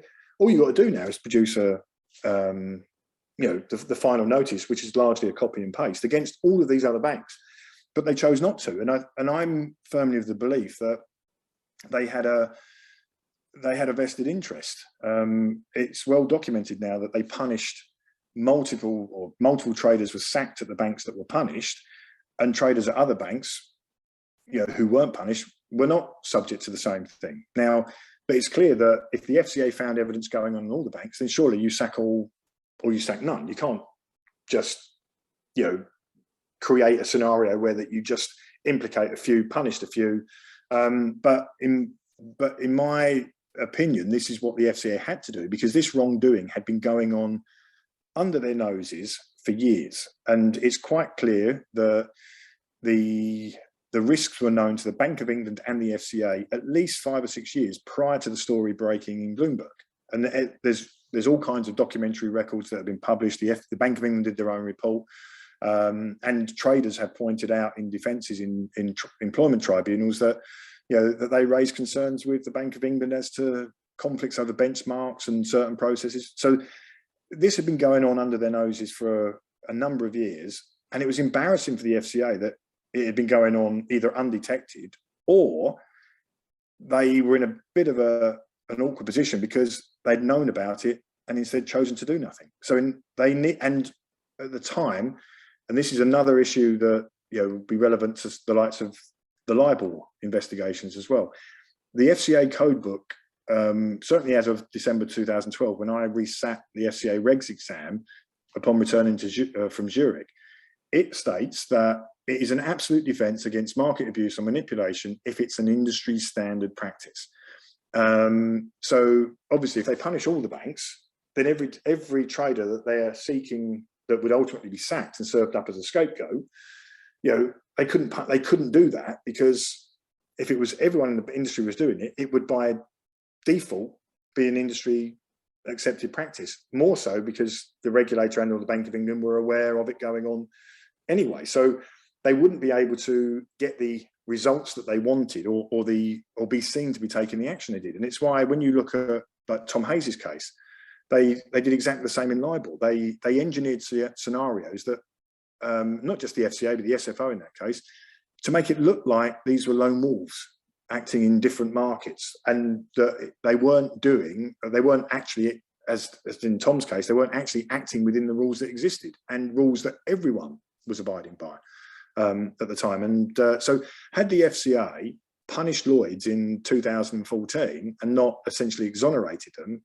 and also challenged why Lloyds told the FCA that they conducted an investigation and found no evidence of wrongdoing, why the FCA believed that when the FCA must have known that to be false. Had they punished Lloyds and those traders at the time, upon discovery in these investigations, then the very disclosures that I made would have been punished, and also I would not have actually been subject to a redundancy in the first place, because the people that were up to no good would have been sacked. And don't forget, Lloyds claimed that my redundancy was entirely for cost-cutting purposes. No need to cut costs if you've sacked people that for wrongdoing that's been discovered during these investigations. Thank you, Paul. We're going to go on to question number 11 now. To your knowledge, what did the FCA do to investigate the matter you raised? Well, essentially nothing. It appears, and this is only now proven by the new evidence that I've more recently got, and also evidence and testimony from whistleblowers that have come to me in the last few months as well. It appears that all of my allegations, because all of the internal documents I now have show the person that investigated my complaint in December 16, who produced a complaint response to December 16, during the investigation, they're asking FCA supervision, what did you do? And FCA supervision come back to, we didn't do anything because we told Carlier we can't investigate unless he gives us more evidence. And he didn't give us any evidence after 30th of April 2015 when I had the meeting with them. Well, that's false, because I sent in the disclosures or the transcripts, and I also sent in another bundle of evidence a couple of weeks later, all of which proved my allegations, and all of which was new evidence they hadn't seen. Yet it's clear, and FCA supervision, there are emails that are dated throughout 2015 before my tribunal, December 2015 after my tribunal, and after the and after I issued my complaint, and well into 2016. And they all say the same. We didn't investigate because we told him that, told Carlier if we need more evidence to investigate, if he sends in more evidence, we'll investigate. And another one saying that we don't actually investigate individual issues. So FCA supervision never received the evidence that I sent in and didn't conduct an investigation. The first investigation that was undertaken was that October 2016 investigation. And even then, the person that conducted that wasn't given the transcripts that I'd sent in July 15. But even then, they were still able to conclude and corroborate my version of events. So, and I've since found out that because I've been asking, I've got the internal FCA email where you see my email come in, and then you see the whistleblower team, John Dodd, forwards my email, but the person's redacted. And you know, this is my email where I say that I list 5 lies, and I say there's so much more, I need an urgent meeting. So, and he forwards it on and says, you know, looking at this, Carlier's saying this, and he wants another meeting, with you. Well, it's quite clear to me now who that, and I asked John Dodd who that was forwarded to, because it was my allegation that whoever he forwarded it to had simply buried it, because I can now prove that FCA supervision never saw them. So it appears to be that this was, he came back about a month after my question, and internal documents now show that he went for guidance from what I believe is the group counsel division, what he could say to me or what he should tell me. And he says that the person's name's redacted because the FCA policy agreed with the ICO, the Information Commissioner's Office, is that the FCA will redact the names of any employees that are below manager level. So he's basically saying that this was forwarded to a junior person at the FCA, which when I got that, I challenged it, say, how the hell can you, because it's never, these transcripts, Andy, are never referred to again within, I've got over 7,000 internal FCA documents now, and they're never referred to again, ever, by anybody. They're sent on and it ends there with that person. Now, it now appears that the person that they were sent to was actually a very senior manager. It appears that they were sent to Andrew Brodie, who was the senior manager that I met with in April 2015 at the meeting. And he was the person that ran the entire FX investigation.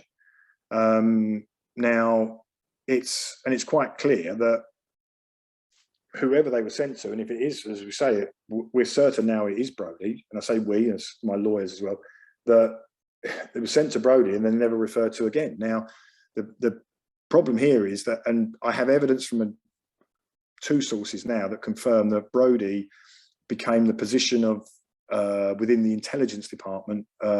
He basically, any intelligence came into the FCA that was specific to financial markets would first be sent to Brodie because he'd worked. He'd worked at Citibank for a number of years and various other banks. So he knew his way around the trading floor. So he was probably the only one at the FCA with any trading floor experience. So it stands to reason that these would have been sent to him. The problem there is that those transcripts that were sent we're now certain were sent to him on 21st of July 2015, incriminate, the person most incriminated by them is the senior salesperson at Lloyd's, former colleague and friend of Andrew Brodie. They worked together at Citibank. Now, so these transcripts prove that Lloyd's attempted to defraud Tesco's, and this salesperson at Lloyd's was the principal protagonist in that. And yet Brodie doesn't disclose the conflict of interest, and what he clearly did nothing with those transcripts, and certainly FCA supervision never saw copies of those transcripts. Internal emails that I now have, when I made a new complaint about these disclosures, that whatever happened to those, this was in 2020, I made a new complaint specific to what happened to those Tesco transcripts, those interview transcripts. And I would get the response last year in February 21. But I would also get a DSAR response that now proves that the response I got last year was dishonest to an extraordinary extent. And this is under Nikhil Rathi. This, don't forget, he took charge 6 months before I got the complaint response last year. And in it, the person confirms that they investigated matters thoroughly in 2015, and that those transcripts were reviewed in 2015, and they believe they acted appropriately. Well, FCA, when this person who did this investigation produced this report in 2021, this complaint response, they go to John Dodd of the whistleblower team. There's an email, did supervision look at these transcripts in 2015? He says, well, I don't know, you need to speak to supervision. So the investigator writes an email to FCA supervision, and this person says, have you seen this email and these transcripts? The person in supervision says, well, it's a bit before my time, but I've checked, and obviously checked the internal, the mailbox for supervision. I can see no record of this email or those attachments. So confirming that FCA supervision never saw those transcripts. He then goes back to John Dodd of the whistleblower team, who had forwarded them on, and says, so, they can't find any copy of that email. Dodd then says, having said that he had no idea previously what happened, he said, speak to supervision. He said, oh, I'm certain that supervision would have looked at these. Well, would have isn't the same as did. But he then clearly, the investigator then clearly finds somebody who was in FCA supervision at the time and asked them the same question. Did you receive this email and these transcripts, and did you investigate? And the person says, no, we didn't. And we were waiting on Carlier to provide more evidence. And so they did nothing. So it's clear that the only person that saw those transcripts, those smoking gun transcripts, was the person to whom John Dodd sent them. It was Andrew Brodie, and they were never seen by FCA supervision, and therefore never investigated. They were essentially buried. Thank you, Paul. We're going to move on to question number 12 now. Question number 12. To what extent did the FCA act promptly and effectively to investigate your allegations? They didn't. They showed an initial interest, and as I say, all the internal emails initially, there was almost you got a sense of excitement that this was as I said earlier, the classic Peter Detriment case, and this is, and there was clearly an appetite to do the right thing here and treat me as a whistleblower. Within a month, I had a meeting with the FCA. I walked them through, at that meeting, and then it all changed certainly after May 20th, when the US authorities took action, and I think when it became clear that everything I was disclosing challenged the FCA's handling of Lloyd's previously and approving of that pricing policy specifically, and also the fact that Lloyd's had been exonerated after a thorough investigation of all this kind of stuff, and here I was opening a can of worms that they didn't want, that would not just expose Lloyd's, but expose the FCA for failing to take action in the first place. So, yeah, and as I've said before,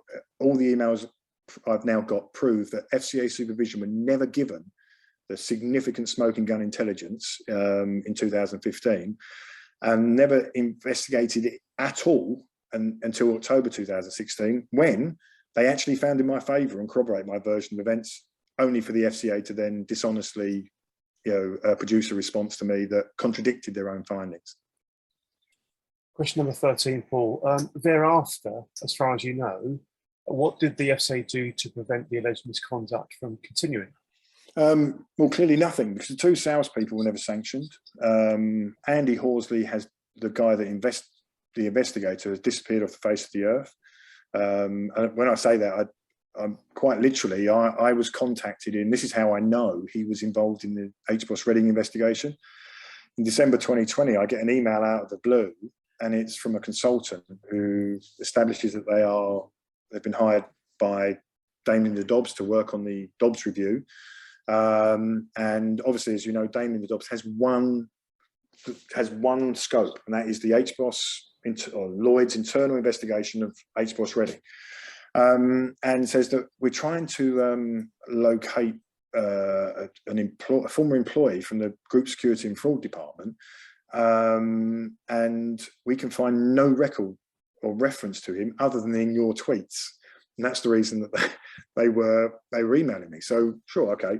And it turns out they were looking for Andy Horsley, the same person that obviously conducted the investigation and falsified the outcome of that investigation into my allegations. And so yeah, but my concern is, to what extent did the FCA already know about the falsification by Lloyd's of that investigation? Because there's an FCA final notice in March 2012 that there's 2 pages in, and it's about the collapse of HBOS, and there's 2 pages in there that's devoted to the HBOS Reading incident, they call it, and it refers to all these failures, multiple control function failures, investigatory failures, but that was redacted from the public version of the notice. It was only exposed by an FCA whistleblower after the HBOS Reading convictions, but it shows that the FCA knew what had gone on as early as March 2012.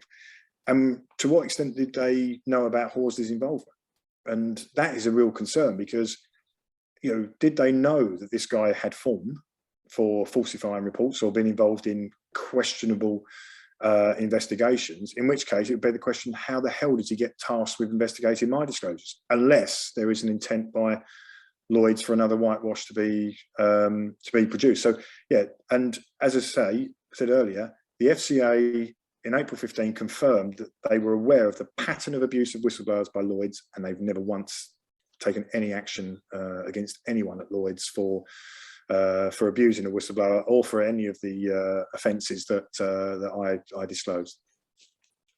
Number 15, Paul. If you suffered detriment or loss of job, what was the impact on your personal income in each of the 3 years after you blew the whistle compared to your income in the 3 years prior to your dismissal? And of course, Paul, only share that information if you wish to.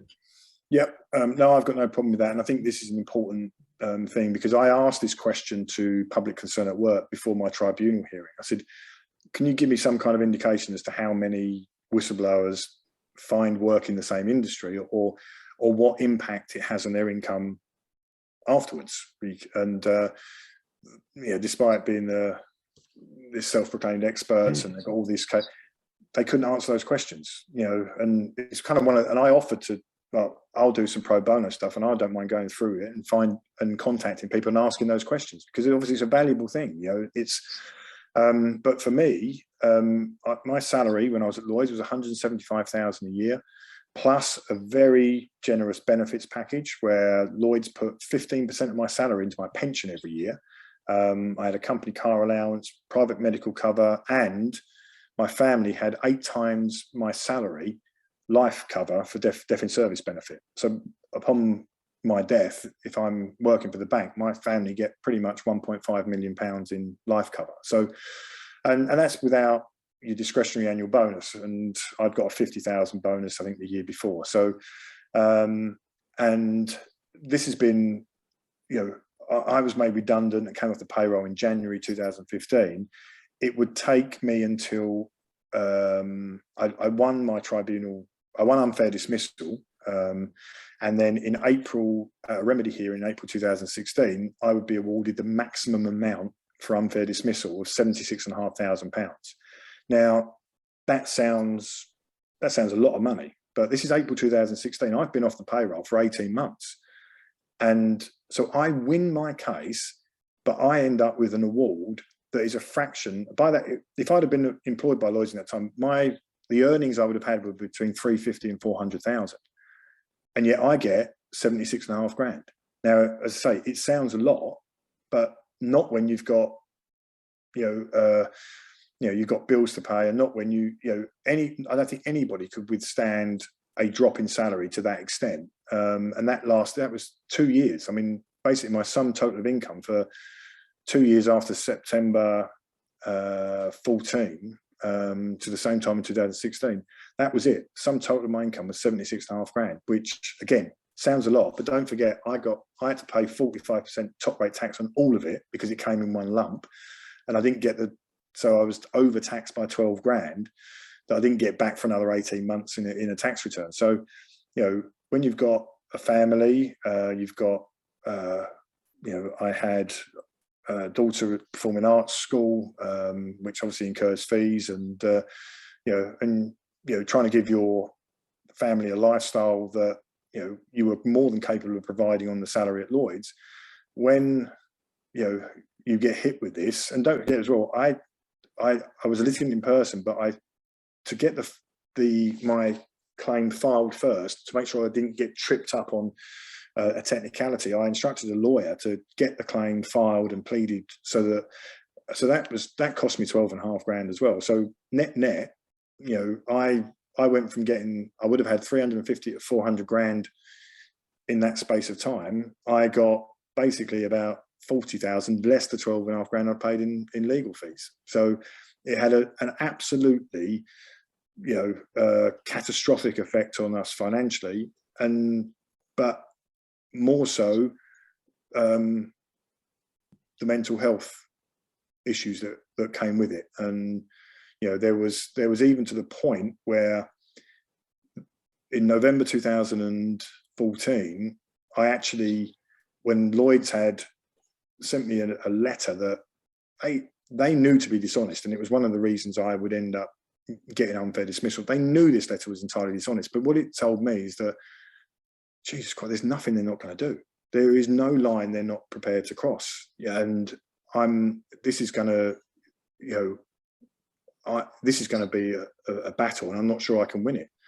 And I actually came to the conclusion that the best outcome for me and my family would be my death before I came off the payroll, given that it was clear there was nothing they were not prepared to do to dishonestly engineer my departure. And that's a sobering realization, and it probably comes as not just the situation, but from years as a trader where you're just constantly making 1,000, 2,000 micro decisions as to risks and risk reward scenarios. But yeah, at the time the rationale was my family don't have to put up with me any longer, and I don't have to literally wake up every day in this sense of despair at the injustice of everything. And they would have £1.5 million in compensation, so they'd be looked after financially, which is certainly not going to be the case given what they're doing to me. And you rationalize it by saying that they'd actually be better off without you, because the way things are, I can't be the father or the husband that I want to be, or the father or husband that they deserve.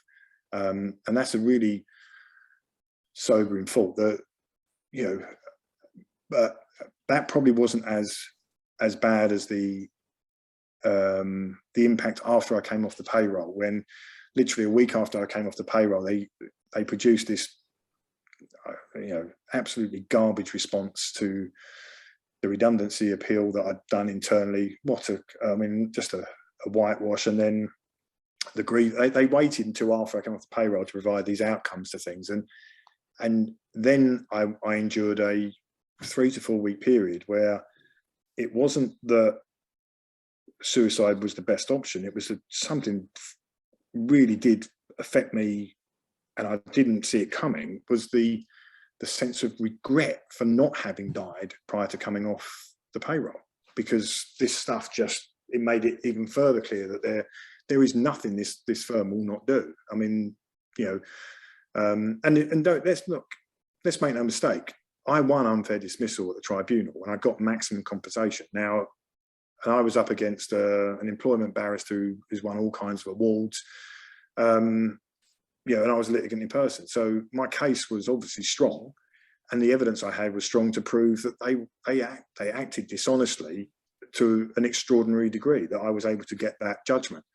I couldn't have won the whistleblower element because obviously I was trying to blow the whistle in the wrong way. So my case was strong, but you know, and largely because of the dishonesty and the extraordinary lengths they've gone to. But for that period after I came off the payroll, that sense of regret for not having died prior to coming off the payroll is something I didn't see coming. And obviously, don't get me wrong, it was now too late. There was no benefit, there was no financial benefit to my family for, you know, so, but that actually made things worse because it's like, oh my God, the misery is being intensified, the distress is being intensified.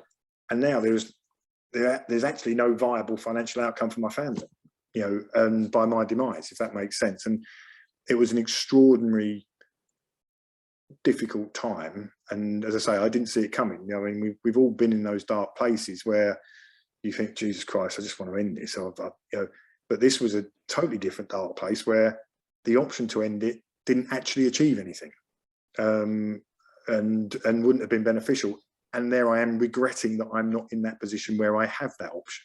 It was an extraordinary period of time. And whilst I'm not in that dark place any longer, the memory of being there never goes away. And I'm sure I speak for, and I've had this with, you know, other whistleblowers and other people that have been victims of financial wrongdoing by banks and everything else. And they share a similar thing. You know, obviously we all know there are tens, hundreds, if not thousands of people that have taken their own lives as a result of various questionable, if not entirely fraudulent acts by banks or firms. But those that didn't take that extra step still have to live with the memory of being in that dark place. And you know, if anything, I kind of use that to my advantage, that, you know, that's what spurs me on. I don't ever want to go back to that dark place. But I'm blessed with an incredible family. I've got you know, an incredible wife and 3 incredible children, and without that, you know, I think, and trust me as well, I mean, my wife deserves a medal for going through what she's endured over the last few years. But you know, but when I found myself in the position at Lloyd's where I knew I was in that, you know, because the FCA rules say if you witness something and don't speak up, and it's later found out you failed to speak up, you're as guilty. And obviously, I'd been to hell and back with UBS, and I sat down with her and said, oh, Jesus Christ, like, the stuff I'm seeing, I've got to say something. But I don't want to put myself in that position again that I found myself in at UBS. And you know, so, you know, and she said, you have to do what you know is the right thing, because I know you won't be able to live with it if you don't. And no matter what happens, we're in it together. And I've been blessed to have that support.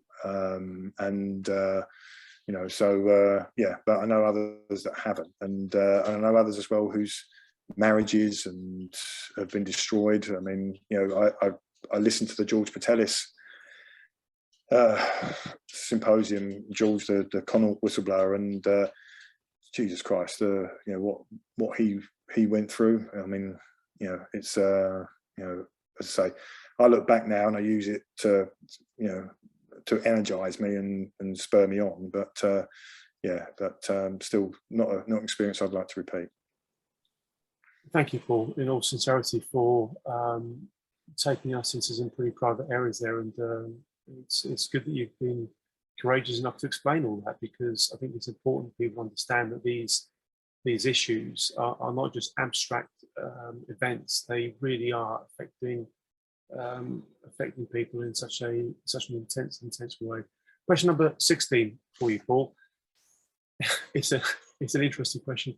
In your opinion, how well or badly has the FCA treated you as a whistleblower? How well has it protected your privacy, ensured that your career was not adversely affected, and helped to safeguard your mental health? Not at all. I think what I've experienced and I mean, and even as recently as the 10th of June this year, this is just to give you an example. I obviously got new evidence last year that confirmed that a complaint response sent to me by the FCA on the 18th of February last year was entirely dishonest. And, you know, I submitted a brand new complaint with all the evidence, including, for the first time, mention of the October 2016 report. Now, I'd never seen a copy, the one that corroborates my version of events. I submitted that in time on the 17th of February this year, and so well within the 12, or a day within the 12-month period to make it eligible.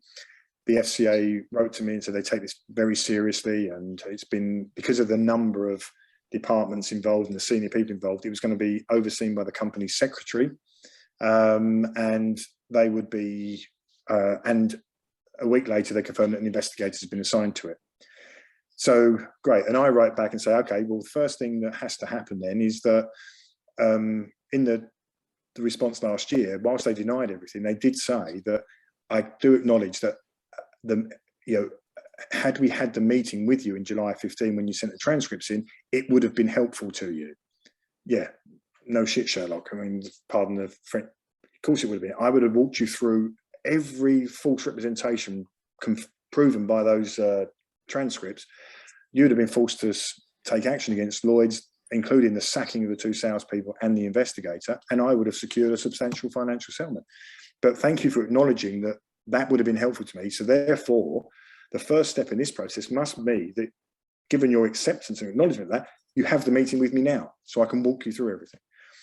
Obviously, that put me in a corner, because that meeting, if they have it now, is going to basically confirm that they not only dropped the ball in 2015, I've now got the report that proves they lied about it in 2016. So what do? Do they agree to have the meeting? No. They then come back 3 months later and say, actually, we've now deemed that your new complaint is not eligible for the scheme, so on your bike. So the new complaint specific to the October 2016 report that I now have, which was completely new, and the FCA accepted it as an eligible complaint, they know they're in a position where they are entirely liable and guilty of serious wrongdoing. The complaint response, whilst obviously we're talking about a body that is has proven dishonesty now countless times with me, it's still a process that's free of cost for me. That complaint scheme means that they have to review it, investigate it, and it doesn't cost me anything. So the FCA, all they've done is they've dishonestly now deemed it ineligible, so that I have no choice, but if I want justice, to basically get a lawyer, which will then give the FCA the opportunity to go, we're instructing lawyers, it's going to cost us this much, you're now liable for that cost, in order to generate leverage to prevent me from, and therefore they won't have to look at this complaint. So it's a dishonest decision designed to engineer cost leverage for them and deprive me of what is a free review. They would argue that, you can escalate to the complaint commissioner. Really? Because let's not forget that, and this is something I probably haven't said in this, that in 2018, I escalated the FCA's response of December 2016 to the then complaints commissioner. And despite the October 2016 report proving that the December 2016 complaint response was dishonest, the then complaint commissioner upheld the FCA's response. So the complaint commissioner at the time and or the office was entirely compromised. The FCA knew this. The FCA knew that they had shared with the complaint commissioner that October 2016 report, which corroborated my version of events, which obviously the FCA then chose to whitewash out the very complaint that I was raising to them and introduce conclusions that they knew to be false. So they knew full well that the complaint commissioner's office is compromised here and conflicted. They're never going to uphold the complaint, because to do so would prove that the complaint commissioner's office decision in 2018 was also incorrect and or incompetent and or dishonest in of itself. So, this is June of this year that, they've acted dishonestly and reversed the decision, so yeah, but they've done nothing. They took no action about the abuse of whistleblowers. I don't mind, and I accept incompetence or mistakes. It happens to all of us. I'm not perfect. Nobody's perfect. We all make mistakes. Trust me, I've made, more than my fair share over time. But when you make a mistake, I own it. I'll admit I've made a mistake, and I also expect others to admit they've made a mistake and learn from it. Because let's not forget, and especially in markets and finance, a mistake can be costly, but it can also be a valuable investment if you learn from it. And in this case, I would have forgiven, or not necessarily forgiven, but I would have understood if the FCA had made a mistake, acted incompetently or something. But what I can't accept is that they did fail to investigate in 2015. I think there was clearly dishonesty and a burying of evidence by the intelligence team to prevent the FCA supervision team from reviewing it. But then in October 2016, when supervision do look at this and go, he's right, what I didn't expect is for the FCA to then act entirely dishonestly and then conceal that. And then having done so, all it does is it commits them to a course of action of further dishonesty to conceal the prior act of dishonesty, and so on and so on. It creates a vicious circle. But the other thing I didn't expect as well was the complete and utter the attempts that I've now got, and I've got internal evidence to show that false narratives were created about me and even about my judgment as well, and my tribunal judgment, and then circulated internally within the FCA and beyond the FCA to parliamentarians and journalists. These were false narratives, false representations, all of which were defamatory. And I've got evidence to show that at least 2 of them were conceived in Andrew Bailey's office. And, one of which was used to try and protect Lloyd's from a whistleblower case, one of which it's and I can, and they won't mind me mentioning the name, the case of Peter King. And I understand his wife Lisa has submitted a submission to the APPG on this. They were a mortgage prisoner. Peter sadly passed away, in no small part, in my opinion, due to the distress that he was subjected to by Lloyd's and subsequently the FCA. But when I was helping them with their complaint in 2017, a parliamentarian came to me and said, and I'd literally just dismantled a Lloyd's group executive complaints team response to that, where they just lied to justify their actions against the customer. And I'd exposed that and dissected it and entirely forensically. And that later, 18 months later, the victim would secure a substantial settlement from Lloyd's, more or less entirely based upon the arguments and the evidence that I put forward and the evidence that we discovered, that were then thankfully used by a lawyer who conducted his own investigation as well and found further evidence that, and effectively used that to secure a substantial settlement in December 2018. But when I dismantled the Lloyd's position, a parliamentarian came to me and said, I need you to be honest with me. Are you preventing a settlement agreement being reached between this customer and Lloyd's because you are pursuing a personal agenda against Lloyd's and you're letting your emotions get the better of you? It was an astonishing response, and I absolutely vehemently denied it. And when I explained to Peter and his wife what had been said to me, they even wrote to the FCA to confirm the absolute opposite was true. They obviously, being the victims of this, were, and they were, they were worthy of a substantial settlement. But the bank had gained a repossession order over their house. So I was trying to broker a settlement that would achieve the wipeout of all the arrears, the wipeout of all the legal fees that the bank had added wrongly to the mortgage account, and to make sure that repossession order was annulled or torn up, and that they were allowed to switch to a cheaper rate mortgage. The compensation I thought was, I think Peter thought he should have had a substantial amount, $1 million plus, and I don't disagree necessarily, given what I now know since. But I was arguing, we need to get that repossession all done. So we need to, put things into sort of perspective, and they were agreeable to that. But they confirmed that far from me being obstructive and preventing it, I was actually being reasonable and trying to broker something that was somewhere in the middle. And I complained to the FCA and Bailey's office in particular in September 2017 and said, somebody has said that I'm pursuing a personal agenda against Lloyds and letting my emotions get the better of me to the detriment of this customer and preventing some kind of settlement between the customer and Lloyds. FCA categorically denied it.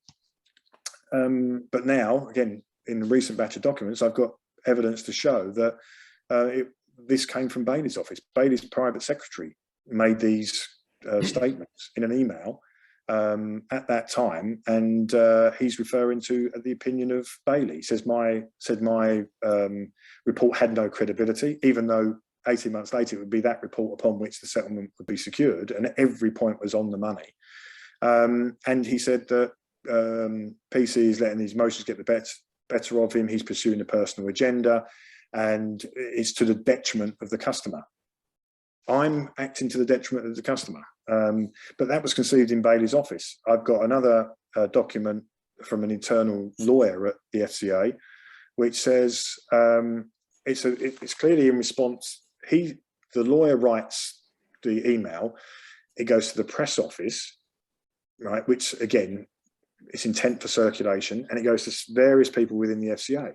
It's entirely redacted. There's half of one line is not redacted, and it says, but what about his threats of physical violence? I've never made a threat of physical violence against anybody. The only person who was at risk in anything I've ever said was me, because the only person who I ever suggested harm to was myself when I was talking about, I'm done. I'm at that point where I think suicide is the best option. And so never once made any threat. And I've got an email from John Dodd of the FCA whistleblower team who acknowledges that I've never directed anything at any person at the FCA at all.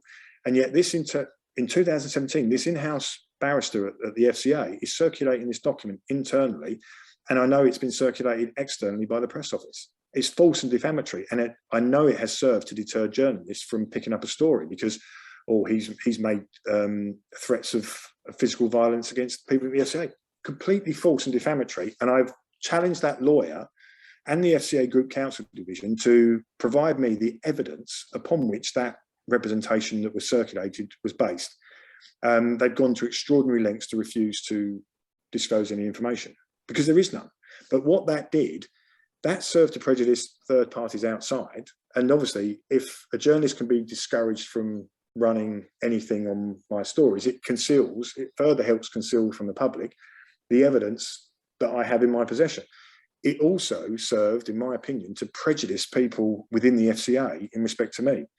And to the extent that Bailey's office, and I'm going to go out and I'm going to name the name, Toby Hall particularly, Bailey's private secretary, in 2019 instructed the CMC department at the FCA to conduct an investigation into me for breach of CMC rules, claims management company rules, after I helped a widow save the small buy-to-let portfolio that her late husband left to her from repossession by Lloyds. They were going to take all 20 of these 3-bed. It's not a massive, it's like we're talking about 2.5 million, but that's a very sizable legacy and inheritance for her and her children.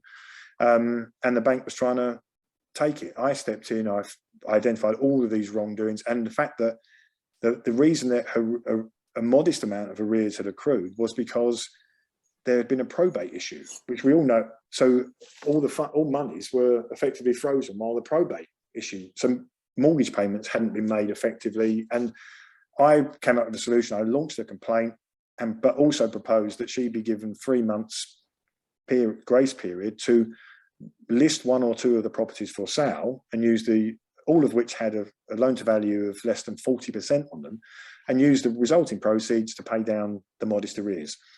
And I'd copied Bailey's office on the complaint and that proposal. And within 3 hours, the bank had disinstructed the lawyers, disinstructed the LPA receivers that were going to go in and accepted that proposal. And to this date, she still has that portfolio of properties and all the equity that had built up in it, which she would have lost. Now, but Toby Hall then, say a month or so after this, the only person the FCA copied on that was someone in Bailey's office. And it's a month later that Toby Hall of Bailey's office instructs the CMC department to do an investigation into me. Now, the important thing is a claims management company, if you're not being paid, you're not a claims management company. Therefore, you cannot be in breach of any of the rules that exist. That's the primary thing. If you are taking money from people to help them with their claim or their complaint, then you come under those rules. If you do it without fee and don't ask for a penny, as I always do in these cases, then you're not a claims management company. Now, Toby Hall and Andrew Bailey and that office knew that if I stepped in on a case like that, I did so on a pro bono basis because they'd been involved in the complaint that I had helped Peter King, the mortgage prisoner, with 2 years earlier. And there's an email where from one of his private secretaries to Bailey saying Carlier's put himself up as the people's champion, and they knew that from that case that I did these things on a pro bono basis. So therefore, they knew from the outset that I couldn't be in breach of those rules. However, Hall from Bailey's office instructs the CMC department to do an investigation, and two senior execs in that department immediately confirm, yes, he's in breach of these rules and yada, yada, yada. And it's like the outcome's been predetermined. Then all of a sudden I see, I asked for a meeting. When they contact me with these allegations, and I said, well, okay, I want a meeting to answer the question and provide you the information that you want. They went to extraordinary lengths to avoid having the meeting all the time. All these emails behind the scenes are confirming my guilt. I'm breach of this and breach of that. Completely false, because as I said, when I eventually provided them the information, I don't take a penny. So therefore I can't be in breach of it. But needless to say, that gets filtered back to Bailey's office. Toby Hall doesn't want that. So he then starts directing them. Have you looked at Company's House? Have you looked at this? Have you looked at that? Now, the FCA would later deny that there was any investigation and that Bailey's office had nothing to do with it. And yet Toby Hall was the one who conceived it, ordered it, and then was orchestrating it. And, it wasn't until Rachel Walcott of Reuters wrote an article on what the FCA was doing here and what had happened when I attended the FCA's offices to give them the information they wanted. And they called the police on me. And then I recorded the whole on my phone the whole time I was there, and then proceeded to make a number of false representations about what actually happened when I attended those offices. And it was only after Rachel did the article that we find there's an internal email that says, I'm uncomfortable now that the person isn't named, but Toby Hall's on it and so are other people that have been involved. I'm uncomfortable now that this has found itself into the public forum in the media, and I'm concerned that anything else we might say or do might find its way into the same forum.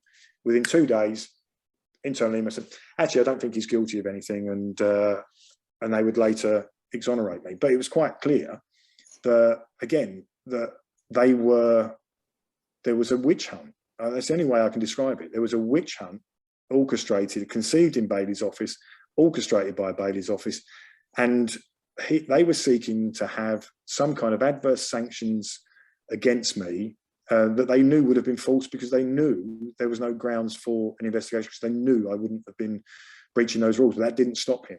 And and it was only because, thankfully, Rachel Walcott and the press gave a spotlight to the facts that they became uncomfortable about what they were doing being exposed and backed away, and I was completely exonerated.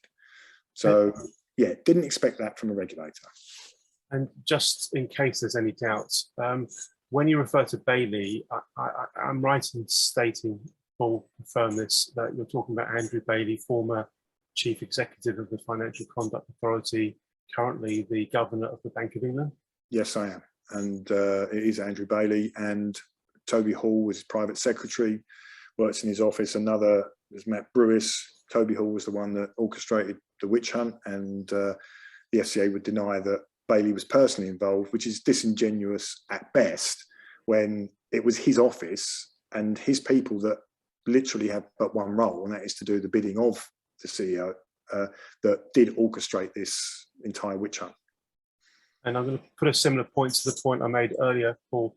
To what extent can you prove what you are stating today? I've got all the internal FCA emails now that proves that and when I say all, I think there will be more, but all the emails that I do currently have, all the internal emails from that time, prove that it was Toby Hall that instructed the CMC team to investigate me, knowing that I wasn't in breach, and it was him that was orchestrating the investigation. I mean, what is the private secretary to Andrew Bailey doing, orchestrating an investigation that should be carried out by the CMC team? He's telling them, well, have you checked this? Have you checked that? Have you checked these?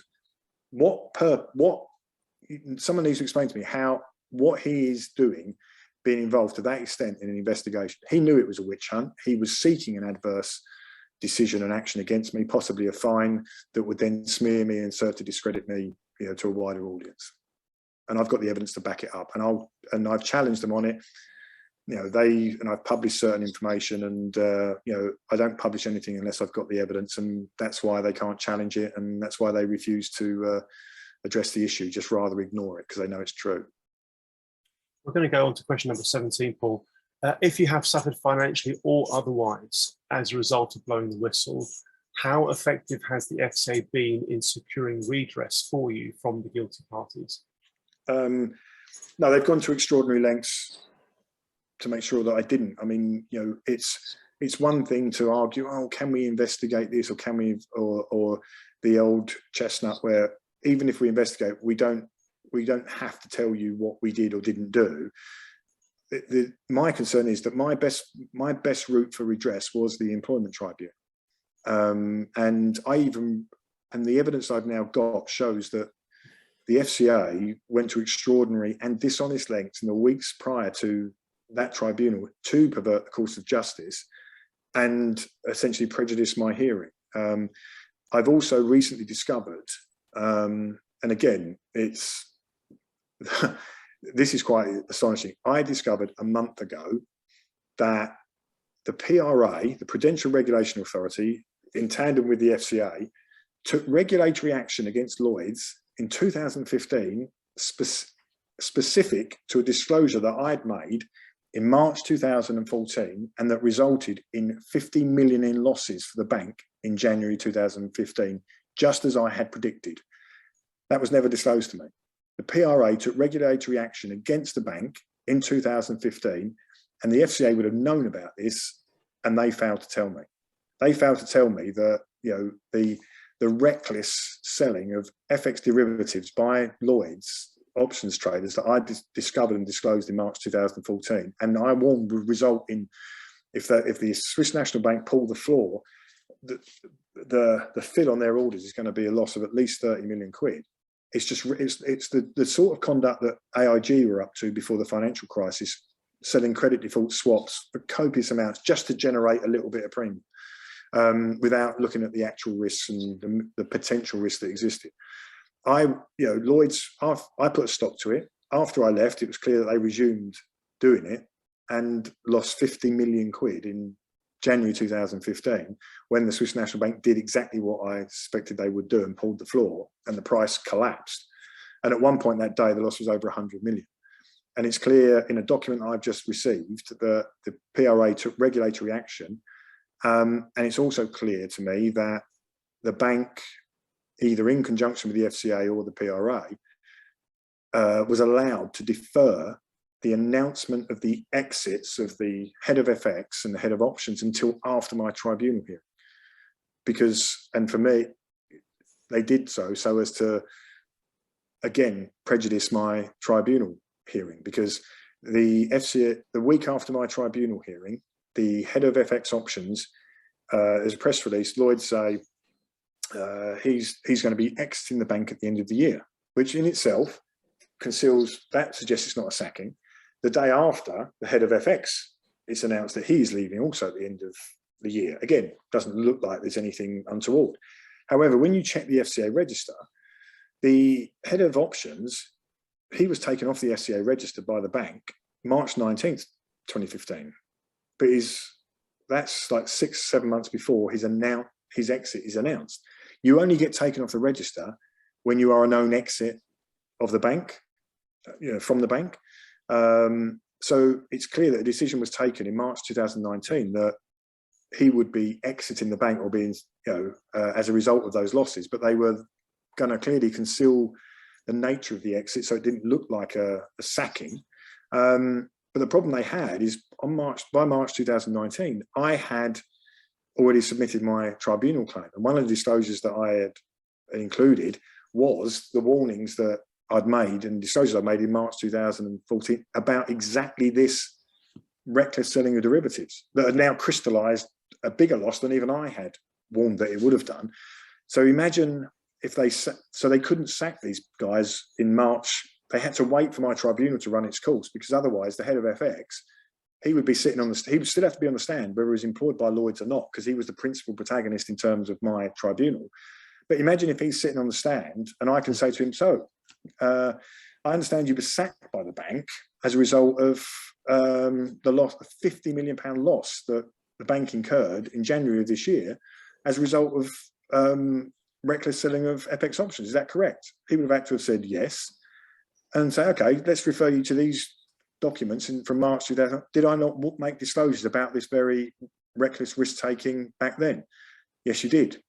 Well, there you go, whistleblower status confirmed. And the judge is going to have a very difficult job then in finding against me in that respect. And Lloyds is going to have a difficult time defending my tribunal. So they essentially waited until after my tribunal finished and instead announced their exits the week after. My tribunal finished on the 24th of September. Those two exits were announced on the 1st and 2nd of October. I mean, so yeah, again, it's, and that's, we literally only found out about that regulatory action a month ago. The FCA and the PRA not only concealed it from me, but concealed it from shareholders as well. Question number 18. By the way, Paul, the remaining questions, I think quite a bit of what they cover you've already touched on, so feel free to be as succinct as you would like to, okay? Number 18, how effective has the FCA been in securing redress for the victims of the alleged misconduct and in prosecuting or banning the perpetrators so they are unable to continue doing it? Not only have they not been effective, they've gone to extraordinary lengths to prevent it. As I mentioned earlier, and I won't go over it again, but I went to they told me that the taking of excessive and undisclosed markups, contrary to what the bank was telling customers, i.e. there's no cost or charge, that fraud is beyond our remit. So I took it to City of London Police, who were going to do an investigation, and then then later discovered that they did a U-turn, did not undertake an investigation, and the reason being because the FCA basically interfered and made sure that no investigation took place. So again, and we're talking markups is a huge cash cow for the bank, especially in FX and IRHPs. I mean, you've seen some of the numbers that have been revealed about what markups were taken and in respect to interest rate hedge products, but it's probably in London banks alone, we're probably talking £6 billion a year is generated in FX products alone in terms of markups, all of which are undisclosed and excessive and taken on a whatever you can get away with basis, contrary to the advertising. And the FCA simply, not only did they not investigate themselves, claiming it was beyond their remit, they then interfered to prevent a criminal investigation. Question number 19. What do you believe the FCA could have done better in relation to your whistleblowing case? Just acted properly. If you read the transcript or listen to the recording of the meeting I had with them in April 15, they couldn't be more positive about whistleblowers. So one of the FCA personnel says, the whistleblowers, we value them. They're the most effective resource because you're getting real-time intelligence and you're getting it from the heart of the matter. So not only are you getting it in almost real time, these people know where the skeletons are buried. These people can lead you to the evidence. And yet, the FCA have just gone to extraordinary lengths not to investigate and also, as I said before, silence in the City 2 study by Protect confirmed that 70% of whistleblowers or employees that blew the whistle in financial services since the new FCA rules came in 2016 have suffered detriment. Now, if you look at FCA numbers, that's probably puts the number at over 1,000 people a year in financial services that have suffered detriment for having blown the whistle. That's only those that have come forward and revealed the detriment. And yet the FCA has not once taken any action against any firm for the abuse or causing detriment to a whistleblower. Well, it doesn't add up. I mean, if 1,000 people a year are suffering detriment, there should be 1,000 actions a year. Or let's say maybe 200 actions a year against the 200 firms involved, which would then serve to be a deterrent for future stuff, not just, and this is the thing. So, but they have not taken any action against one firm for causing detriment to a whistleblower since 2016. It just, it just speaks volumes.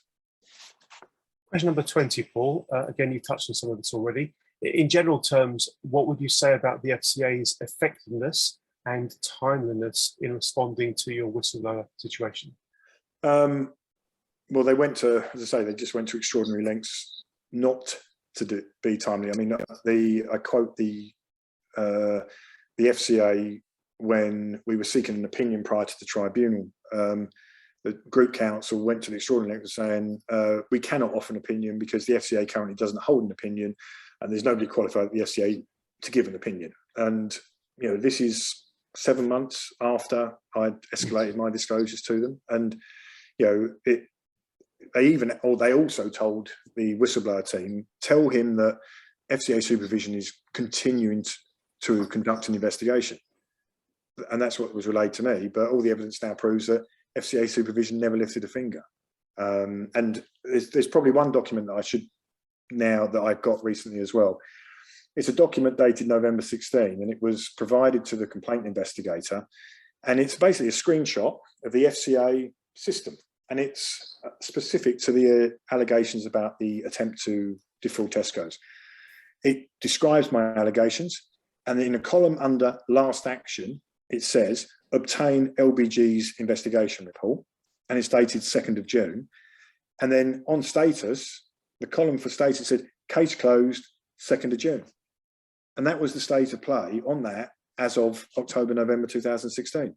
They had literally shut it down on 2nd of June 2015 as soon as they got the Lloyd's internal investigation report. They literally just accepted that as gospel and then shut it all down, did nothing. And then obviously Brodie and FCA intelligence then prevented any further evidence getting to supervision so that no investigation was ever undertaken. So there was, but Choice and the FCA lied to me in September saying that FCA, the reason they couldn't provide me, the investigation was ongoing when there was no investigation taking place.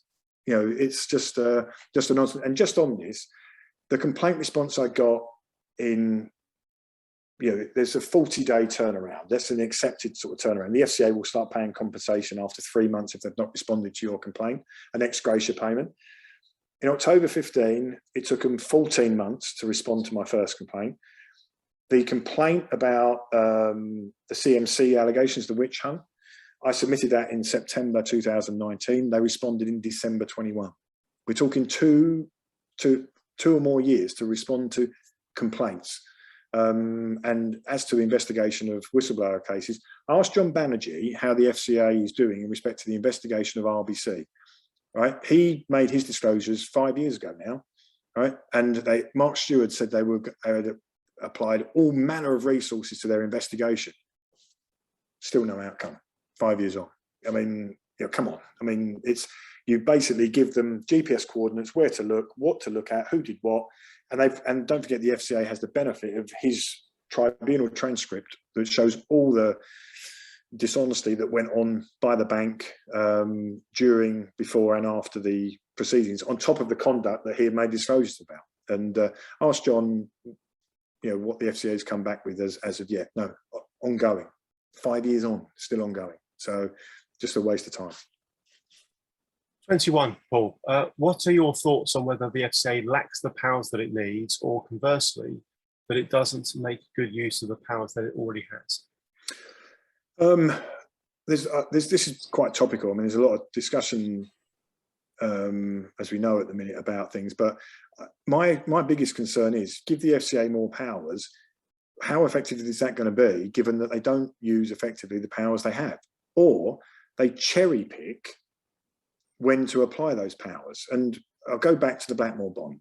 Right now, in 2018, the FCA prosecuted 5 individuals for fraud for running an unregulated investment scheme. Right, so it was a non-regulated scheme, and the persons they prosecuted, they got 5 convictions. So bravo, well done.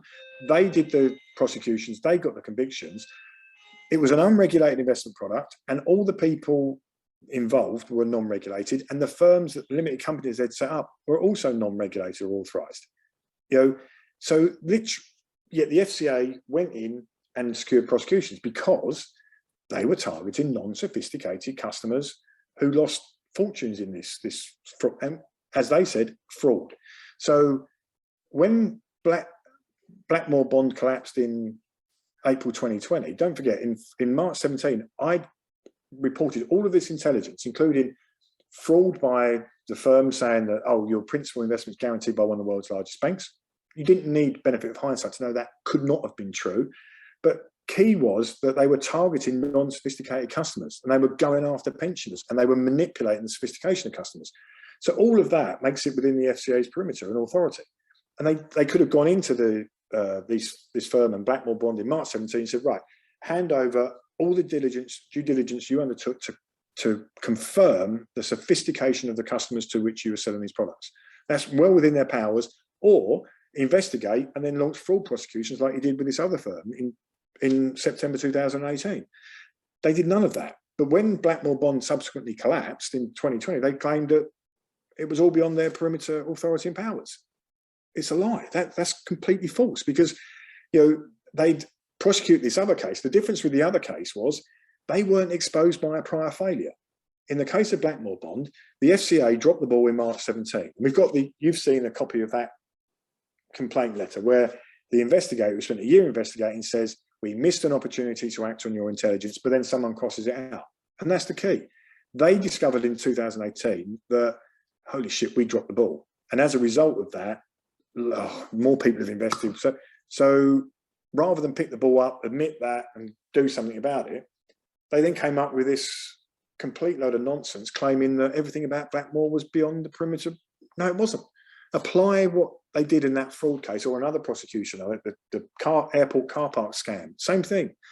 The problem is the FCA, and I think a whistleblower from the FCA who responded to this call for evidence also confirmed that the FCA spends more time looking after its own reputation than it does regulating. And that's been my position. The FCA's criteria in terms of when a report comes in is, first criteria is how exposed are we? And if we are exposed, then different application of the rules will try and bury that. If they're not exposed, then they will act, and will try and act and can act effectively. So it's not necessarily that they need new rules. They need an honest application of the powers they currently have, and to use them in all cases, irrespective of whether they are exposed on them. Thank you, Paul. That's a very, very interesting answer indeed. In general terms, how would you describe what it's been like dealing with the FCA?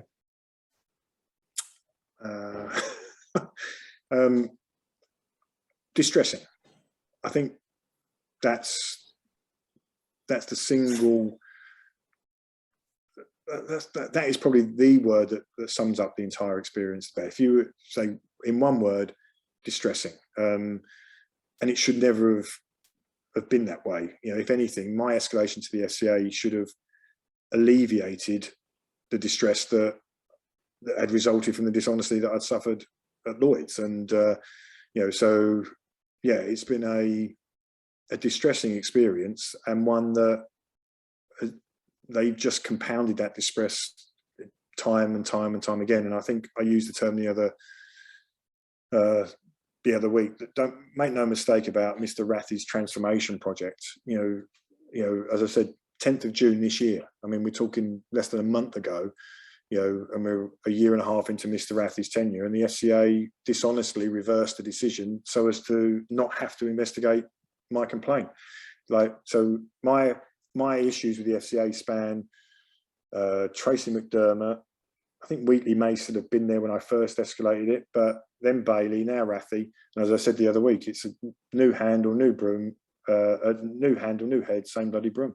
Nothing's changed, and and unfortunately, whilst these historic failures remain, these historic failures will just serve to compound and predetermine future outcomes where the FCA is to conceal their failure. They're going to have to produce another dishonest outcome on future cases. So yeah, I think distressing is the word. What do you think about the culture of the FCA? We're on to question number 23, Paul. This is an interesting one, because new evidence that I've got shows in the weeks and months prior to my tribunal, there was, I would actually call it a civil war going on within the FCA in respect to me and my disclosures. It's quite clear to me that the FCA whistleblower team they weren't trying to help me. This is something I really want to stress. They weren't trying to help me. They were trying to make sure that I was treated fairly by the FCA. They were trying to make sure that my allegations were properly investigated. They were trying to make sure that the FCA abided by the established protocol that I referenced earlier. They said, well, can we at least, because I'd been asking for an opinion from the FCA for 3 months, and so had my MP. And I've also got evidence to show they lied to my MP as well. But the whistleblower team were trying to make the FCA act properly in accordance with the protocols that existed, and to treat me fairly as it demanded. I'm not saying all members of the whistleblower team, but certainly some of them. And I've got it here. It's all internal documents reveal this. And yet it's quite clear that the Group Counsels Division, who obviously they're the ones with the lawyers and barristers internally, and clearly senior executives within the FCA, had an altogether different agenda. And so much so that it's quite clear that after I actually met with the whistleblower team and they told me that, when I mentioned the opinion, and they went, if you're asking us, is the FCA obliged to give an opinion if the tribunal judge asks for one, then we can confirm that yes, the FCA would provide an opinion. There was hell to pay for that. Internal documents show that someone is accusing the whistleblower team of sharing that protocol with me. Well, and there's no, Mr. Carlier made the application. Yeah. Now, they're not trying to help me. They were trying to make sure the FCA acted honestly in respect to me. There was an established protocol. FCA should have absolutely told me about that protocol, that if I make an application to the tribunal judge to ask the FCA for an opinion on this matter for the benefit of the judge and the benefit of both parties, not just me, it's not asking for help, then the FCA as the prescribed person is bound to provide it. And they were, they've got this internal email, they ask if they can tell me about this established protocol, and the Group Counsel Division, no, you cannot, you are not to share that with him. So there are, in answer to the question, I do believe there are good people within the FCA.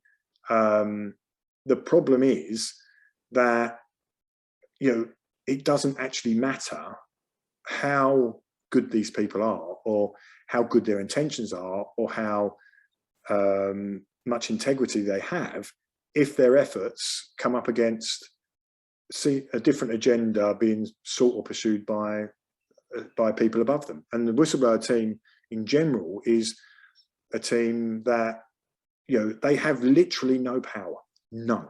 So they can say, right, this is the evidence, we've seen this, there's clearly whistleblower detriment here. It's meaningless. If someone else in the FCA says no, the whistleblower team are disregarded and their opinions disregarded. And, so there's and unfortunately, it's always going to be the culture at the top that determines how it spreads down through the organisation, and then it will mask the better intentions and the better integrity of others within that organisation. Question number 24, Paul. Have you ever complained officially about the FCA? If so, please tell us about that. Yes, I have. I escalated a complaint to the Complaint Commissioner in 2018. The December 2016 response that I got that contradicted that I now know contradicted the findings of their own report from October 2016. I escalated that to the complaint commissioner, and just a waste of time. It was a complete whitewash.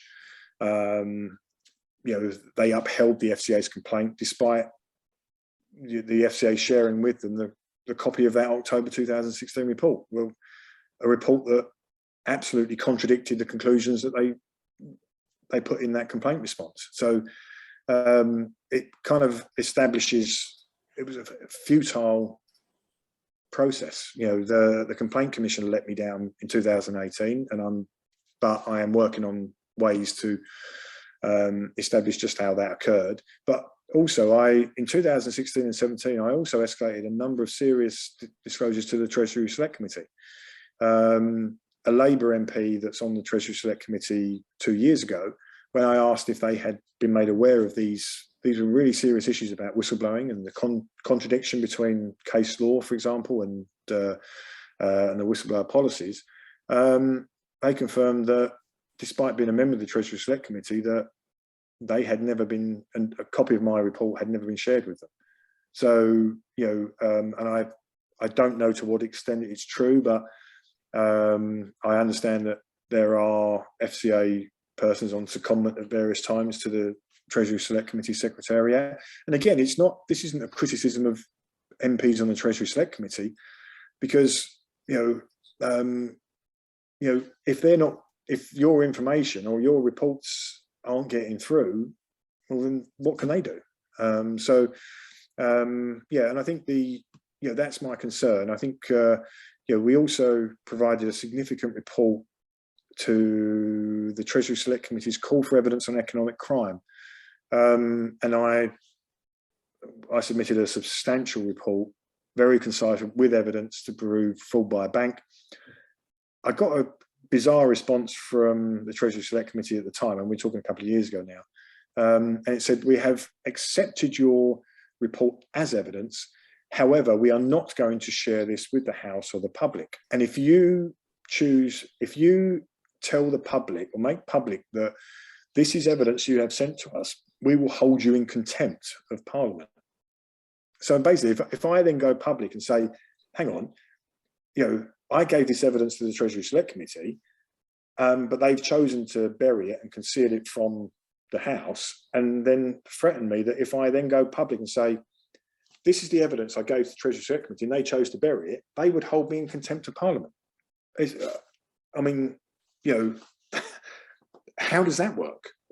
So, there's a hierarchy of oversight, and obviously don't forget the reports to the police as well.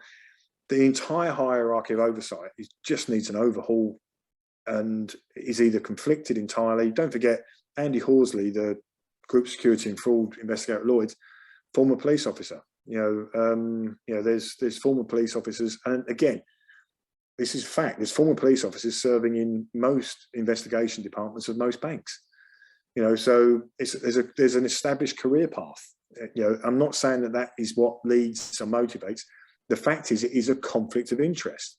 Every officer serving in economic crime in a police force knows that after 30 years in, you get your retirement and you can land a lucrative role in a bank. I'm not saying that it means they are dishonest, but what it does create is an absolute conflict of interest. And when we're looking for reasons why the police, at the Justice Committee hearing a few months ago, it was reported and the CPS was asked, how is it that only 1% of fraud reports are being investigated? Well, that's an astonishing number. Not how many are being prosecuted, but being investigated. They're just not being investigated. I think it's less than 1% are being prosecuted, but the fact is they're not being prosecuted because they're not being investigated. Action fraud is a complete waste of time, and I've got evidence to show that it looks like they're now just sending out automatic timed fob-off responses with nobody actually looking at the report. And I've raised this with the Justice Committee literally a week after I gave them all this evidence, and nothing back in response. It's it's like, well, you're asking the question, I'm helping you with the answer, but it's like people don't actually want to hear the answers, which is another concern. Question 25, Paul. And again, just share what you're happy to share, please. Overall, what have been the consequences to you and your family as a result of what's happened? Yeah, it's been a roller coaster few years. Certainly the 2015, 2016 are probably experiences or times that I don't look back on with much positivity, and it can't help but affect your family. It just does. I mean, if any one of the family is going through a distressing time, or and also that if there are financial consequences, it can't help but affect everybody within the family. And I think that's something that I'm just still lucky that I have an incredible family around me. It didn't, it put a lot of pressure on us as a family, but it didn't break us. I think to some extent that makes you, there's that saying that if that which doesn't kill you makes you stronger. Yeah, but don't forget, my kids went through this experience in very much their formative years, and and so you always worry about what impact that had at the time, and and also again, what husband or what type of father can you be when these things are going on and they become all consuming? That's the thing. I mean, and I know, and then when your frustration boils over into and you vent, then and I've had that with the FCA, where I was chasing them after a year for a complaint response, and obviously this is what prompted the things about suicide and everything else. And when I'm being told I've got told I'd have the response in 40 days, and here we are a year on, I haven't got it, and I just say, for fuck's sake, like, what is going on? How is it taking so long? That venting gets used against you. That's foul and abusive language. You don't have to take that, even though it's just an expression of frustration. It's not directed at anybody, and I've got emails when I've confirming that it wasn't directed at anybody, and they understand why. It's a manifestation of a mental health issue. If you are putting people under that much distress, there are going to be consequences. There are going to be an event. I never ever directed anything at anybody, but it's there's this, and we know in customer services that if someone's complaining, that there's actually a practice designed to frustrate, so that person then loses their rag and says, for God's sake, I don't have to take that, click, put the phone down. They use a person's anger that has been, I think somebody called it reactive abuse. It's a really interesting thing, and so it's now being acknowledged that it's a reactive abuse, where a party is actually intentionally provoking or doing stuff that they know is going to provoke an angry reaction, and then when they get the reaction they want, there you go, right, don't have to tolerate that and avoid having to deal with it, and then turn the tables. And then we've seen it with these internal things where false and defamatory things have been circulated about me internally and externally. But what is it's a manifestation of a mental health issue.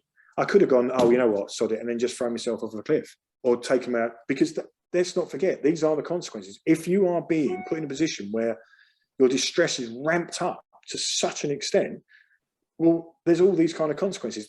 Probably, here's an example. Will Smith recently at the Oscars, the most publicized act. Well, he shouldn't have done what he did. But if you are the person in that position, Chris Rock in that position, you have to know that's a sensitive issue. You have to know there is a potential consequence. There's a whole range of potential consequences, because you don't know how that person's feeling. You don't know the precise position that person's in. It doesn't excuse what he did, but it's one of the many things. It could have been any kind of reaction, and it's like, you don't know. And this is what I've always say. There's a saying that it's the hair that broke the camel's back. And it is kind of, I use an analogy of a glass. It's like, we all have a capacity for bullshit and nonsense and wrongdoing against you. And, and we can tolerate X amount, but there comes a time when it's compounded, and eventually that's going to overflow, and people will react differently. And I would much rather vent not at anybody, not directing abuse at anybody, or if I say, for fuck's sake, I think that's an appropriate response when I've been told I'm going to get a response in 40 days and 10 months on, I still haven't got it. That's not abuse. I think that's an appropriate response. And one thing in the law in this country allows for is mitigating circumstances. For example, if somebody, like the law, to the extent that if somebody comes into my property to cause me harm, or I'm entitled to defend myself. And, there are countless cases where somebody has actually killed an intruder in the course of defending themselves. Under UK law, that's permitted because the circumstances or the mitigating circumstances were appropriate. In my case, if I'm being lied to and I'm being told I'm going to get a response in 40 days and in 10 months I still haven't got it, I think saying, oh, for fuck's sake, is an appropriate response. And I apologise if any people under the age of 18 are going to listen to this at some point. But again, it's an appropriate response to to what you're being subjected to. Well, thank you again for providing that. Thank you again for providing that insight. Extremely interesting. We're going to move on now to question number 26, which I think is a particularly important question, Paul. What would be your advice to somebody thinking about blowing the whistle to the FCA on a matter to do with misconduct in the financial services sector? Right. First thing is, do not follow the whistleblower policy of your employer or Protect. Before you do anything, now, it's important to understand a protected disclosure, to be protected, must be in the public interest. However, you owe it to yourself and your family to protect your interests first before you do so. Because if you follow the policy of your employer or Protect, you will not have that protection. I mean, I've got an answer from Protect recently where just an astonishing, it's not designed for that, because it won't be needed until later. Well, later is when you need a protection and you won't have it because you haven't done things right in the first place. So my advice to everybody is before you make your disclosure, speak to a lawyer. Don't speak to Protect or the FCA, speak to an independent lawyer, and one that tends to represent claimants as opposed to representing a firm. And you'll probably find it's relatively evenly split. Get legal advice, ask them about the case law that exists, and ask them to help you frame your disclosure in the first instance so that it qualifies you as being protected, so that it meets the criteria of the case law and that you have protection from the very moment that you make the disclosure. Also, ask your firm to say, right, I've now submitted that to you. Please confirm now, immediately, if you accept that is a protected disclosure. Because the other favourite trick of the firms is that they'll accept it, they won't confirm anything, and then in closing arguments or at the tribunal, only then will they say, it wasn't a protected disclosure in the first instance. So ask them to confirm whether or not they accept it as a protected disclosure in the first instance. Now, but the key is get legal advice before you do anything or say anything to anybody. That's all I would say. And, and I have given that advice to multiple people now, and given people the case law that applied in my case. And, so far, nobody has suffered detriment. I think there's more than 26 people that have come to me and said that they have blown the whistle and followed that advice, used the case law, got legal advice. None of them have suffered detriment. So that's 100% that have not suffered detriment. I would say that 2 did, but 2 then went on to secure substantial 7-figure settlements when the bank treated them adversely because they had made their disclosures in the correct way in the first instance. And I'm talking to one of them at the moment because I shared with him the case law and my judgment before he made his disclosure a few years ago, and his outcome was successful. And I'm speaking with him about doing a side-by-side comparison, because he's of the opinion, had he relied on the bank policy, he would have suffered the same fate as me and and not qualified as a whistleblower in the first place. Thank you, Paul. Number 27. If you could change 3 things about the FCA, what would they be? Unfortunately, I think it's now what we'd call a basket case. I think it's beyond repair. There's too many skeletons in the closet. There's too many failings previously that then determine or predetermine outcomes of future things. I think we need a completely new body that from the ground up, and even with the existing powers, an organisation led properly with the right people and from both sides of the coin. I mean, look at today. The FCA's announced a new chair. A former lawyer from Herbert Smith Freehills, a firm that only represents banks. I mean, this has got to stop. I don't know of any appointments the FCA's ever undertaken where they've employed or hired from a firm that typically takes on banks. Where was the last time a Housefeld partner or Quinn Emanuel or other part from a firm that typically takes on banks has ever been recruited by the FCA? It just doesn't happen. So I think, and I don't think it. That people say, oh, to build something from the ground up. No, you don't. You just need to start.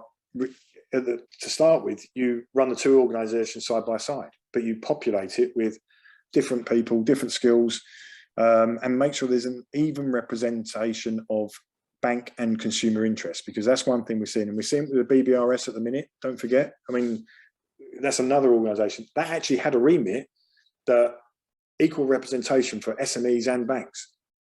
How's that gone? And this is 2022, right? So, there's no reason, why a new organisation can't be built from the ground up alongside the FCA. And then once this is ready with a team of qualified people, not subject to prior prejudice, and I mean from the Ombudsman or other organisation, independent and representation, like a board made up of, if you're going to employ lawyers, which is the tendency, then take it from both sides of the fence. Have lawyers former lawyers from Housefelds or firms that take on banks, and alongside the typical lawyers that you hire from firms that represent banks, but then have somebody at the top who's like somebody independent with integrity. An overseer like Anthony Stansfeld, for example, he's somebody that, with integrity, who sits at the top as a proper non-exec who could, and you don't need expertise to the nth degree. For much of this stuff, it's just, well, that's right, that's wrong. The codes are this, they said that, this is what they should have done. But somebody just overseeing things that is going to actually apply some integrity and fairness. So, and I think you build that alongside the current FCA, and then once that's ready to go, you simply disband the FCA and switch everything over. But the FCA, as I said, new handle, new broom, new head. It's the same broom. RAFI's FCA is as dishonest as the FCA that came before. So, despite this transformation project. Number 28, Paul. What positives are there about the FCA that you'd like to comment on? Like I said before, I think there is actually, and I think it's unfair, and I'm probably guilty of this as well, where I often label the FCA as a den of iniquity, or the hand of thieves, or and we all, I think, sometimes fall into that. But as I've discovered in internal documents, that there are good people within the FCA. Unfortunately, their integrity, their honesty, the level of it is determined by those above or any agenda from above. So if that, if the whistleblower team, for example, are adamant that I've suffered detriment, or they should be the FCA should be telling me or others that this protocol exists, and but no, we don't want them to know that for whatever reason, then all that integrity and decency goes to waste. It's completely lost. And unfortunately, then the cloak or the cloud that exists will always be the dishonesty or agenda of others, unfortunately. 29, Paul. What do you think about the possibility of conflict of interest issues at the FCA? I think I'm on the record, quite repeatedly saying that for me, conflict of interest is the root of all the problems. It only needs for one conflict to exist that then prejudices a decision. No matter how minor. One little conflict of interest at the start, it's a bit like a mathematician working on a significant equation. If you make a mistake in the first part of that calculation, the rest of it is completely corrupted. And I think this is the problem. And I think I think there's conflicts throughout the FCA. I mean, I've labelled two. How is it Jane Atwood has any involvement in the handling of my disclosures about her former department and colleague, and not just the intelligence I'm providing to prove his dishonesty, but then also the FCA's response to my complaint. And just to give you a flavour of that as well, in October 2016, there's an internal document whereby two people at the FCA are discussing the emails called the Carlier meeting. So the whole email is about the Carlier meeting. Most of it's redacted, but in there is a line that says, Jane said, and it's clearly Jane Atwood, Jane said that she's asked supervision to do another investigation so that in case he does a DSAR, at least it will look like we're doing something. So, and that's Jane Atwood. The FCA denied that she had any involvement in the handling of my disclosures or my complaint. And here she is. She's the one that actually, it appears, ordered the investigation by FCA supervision in October 2016, the first investigation.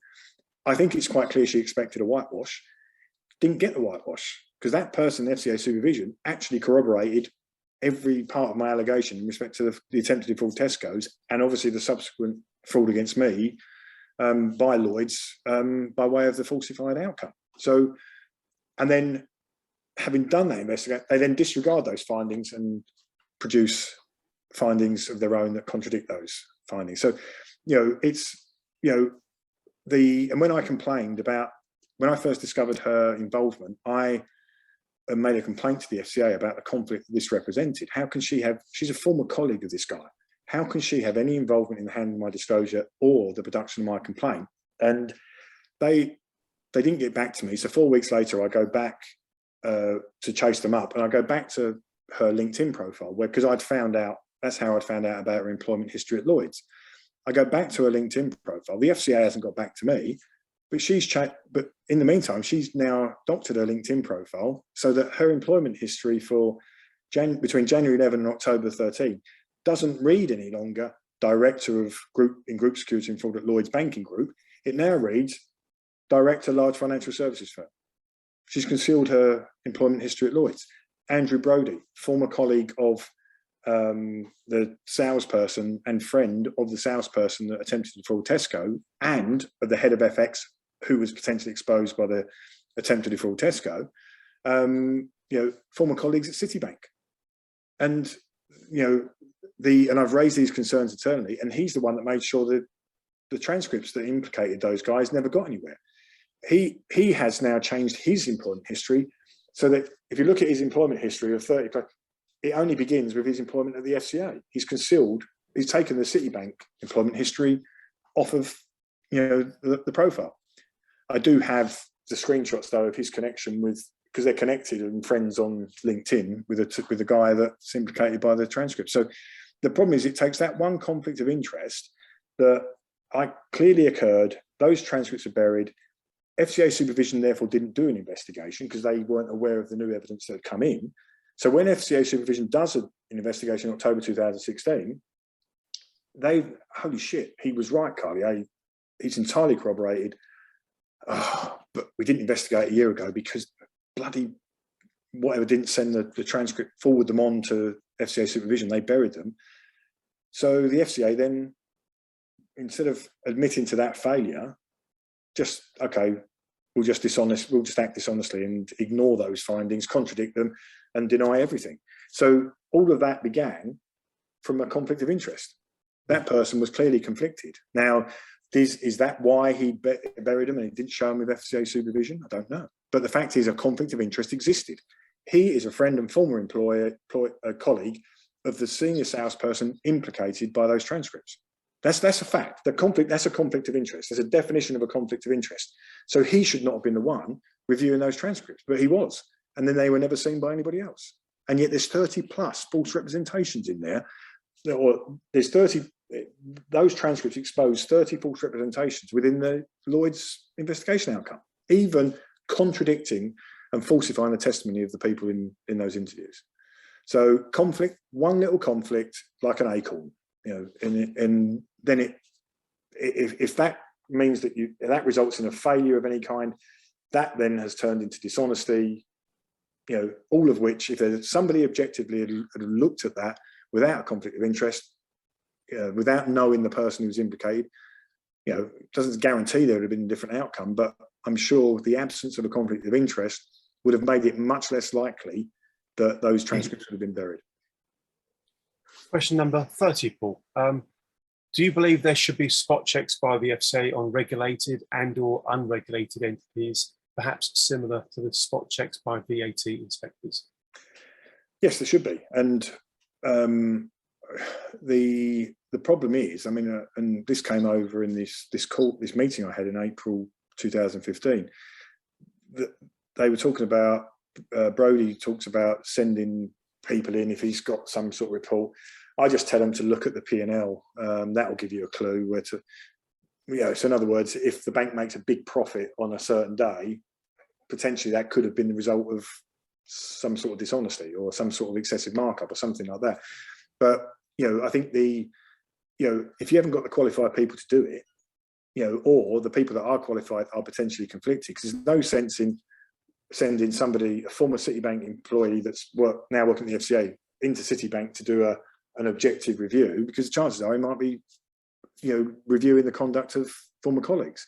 But I think there's one thing that's disturbed me recently. I was just talking to somebody that has raised concerns with the FCA about certain things, and this person's now being subject to all manner of scrutiny by the FCA for having raised concerns about certain things. Scrutiny that's way above what should have been done. And don't forget, the FCA launched the witch hunt of me. They've never once acted on any intelligence that I provided, but when it came to, they saw an opportunity to initiate an investigation for me, which was nothing more than a witch hunt, and with intent to secure adverse repercussions for me. So they have the powers to go in and do these things, like with Blackmore Bond. They had the powers to go into Blackmore and say, right, give us the evidence to show that you did the due diligence to confirm that these customers were sophisticated.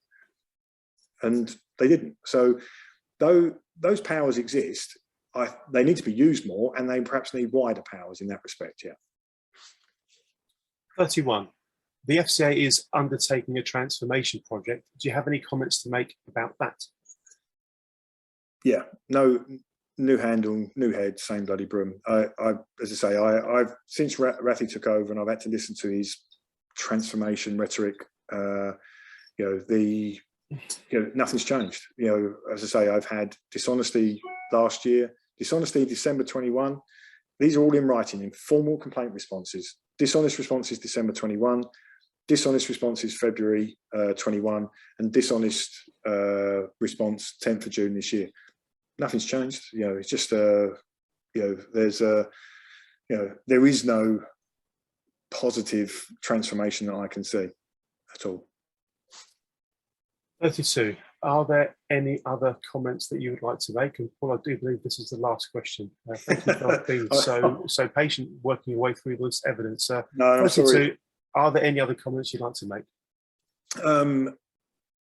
No, I think I've kind of covered it all. I would just like to say that as I say, I think the FCA is a basket case now, and that's not because of, and that's despite the best intentions of certain people within the FCA.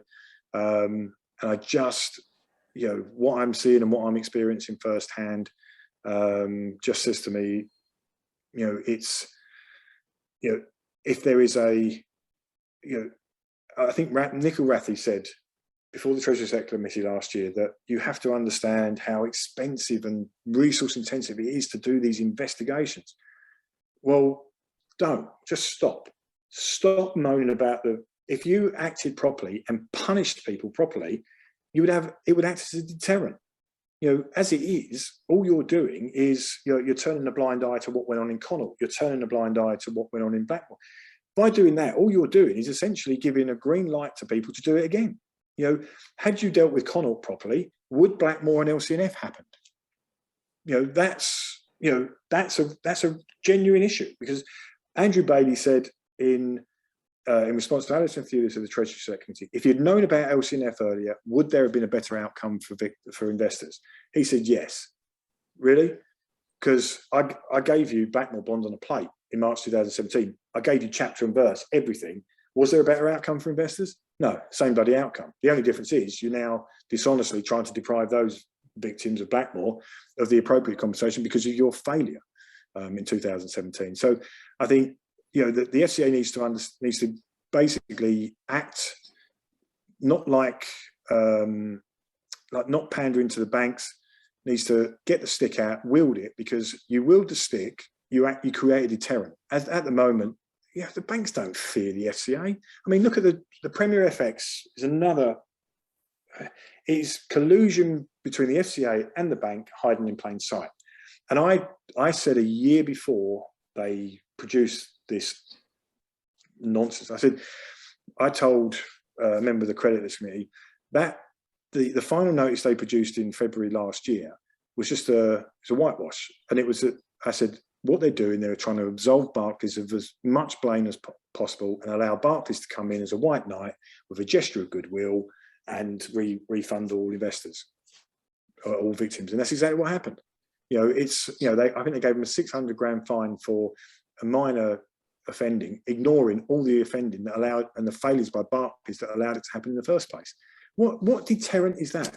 It's just no deterrent. We just get a slap on the wrist, if that. And, you know, the bank can settle things with a goodwill gesture, or, but there's going to be a lot more to come in terms of, I mean, libel stuff as well, about how the FCA's behaving. Enforce and yield the stick, chuck the carrot out for a little while. Mr. Paul Carlier, thank you so much for providing all of this evidence by way of your conversation with me today. As I said earlier, Paul, the recording of it will be put onto the APPG's website alongside your written submission, which is thorough and extensive and filled with evidence to support the sorts of things you've been talking about today. I really do urge everybody that has a serious interest in this call for evidence about the Financial Conduct Authority to take time to look at that written submission, and to thank you also for listening to, hopefully, the recording that we've made together today. Paul Carlier, thank you very much indeed. Thank you, Paul. No problem. Thanks, Andy.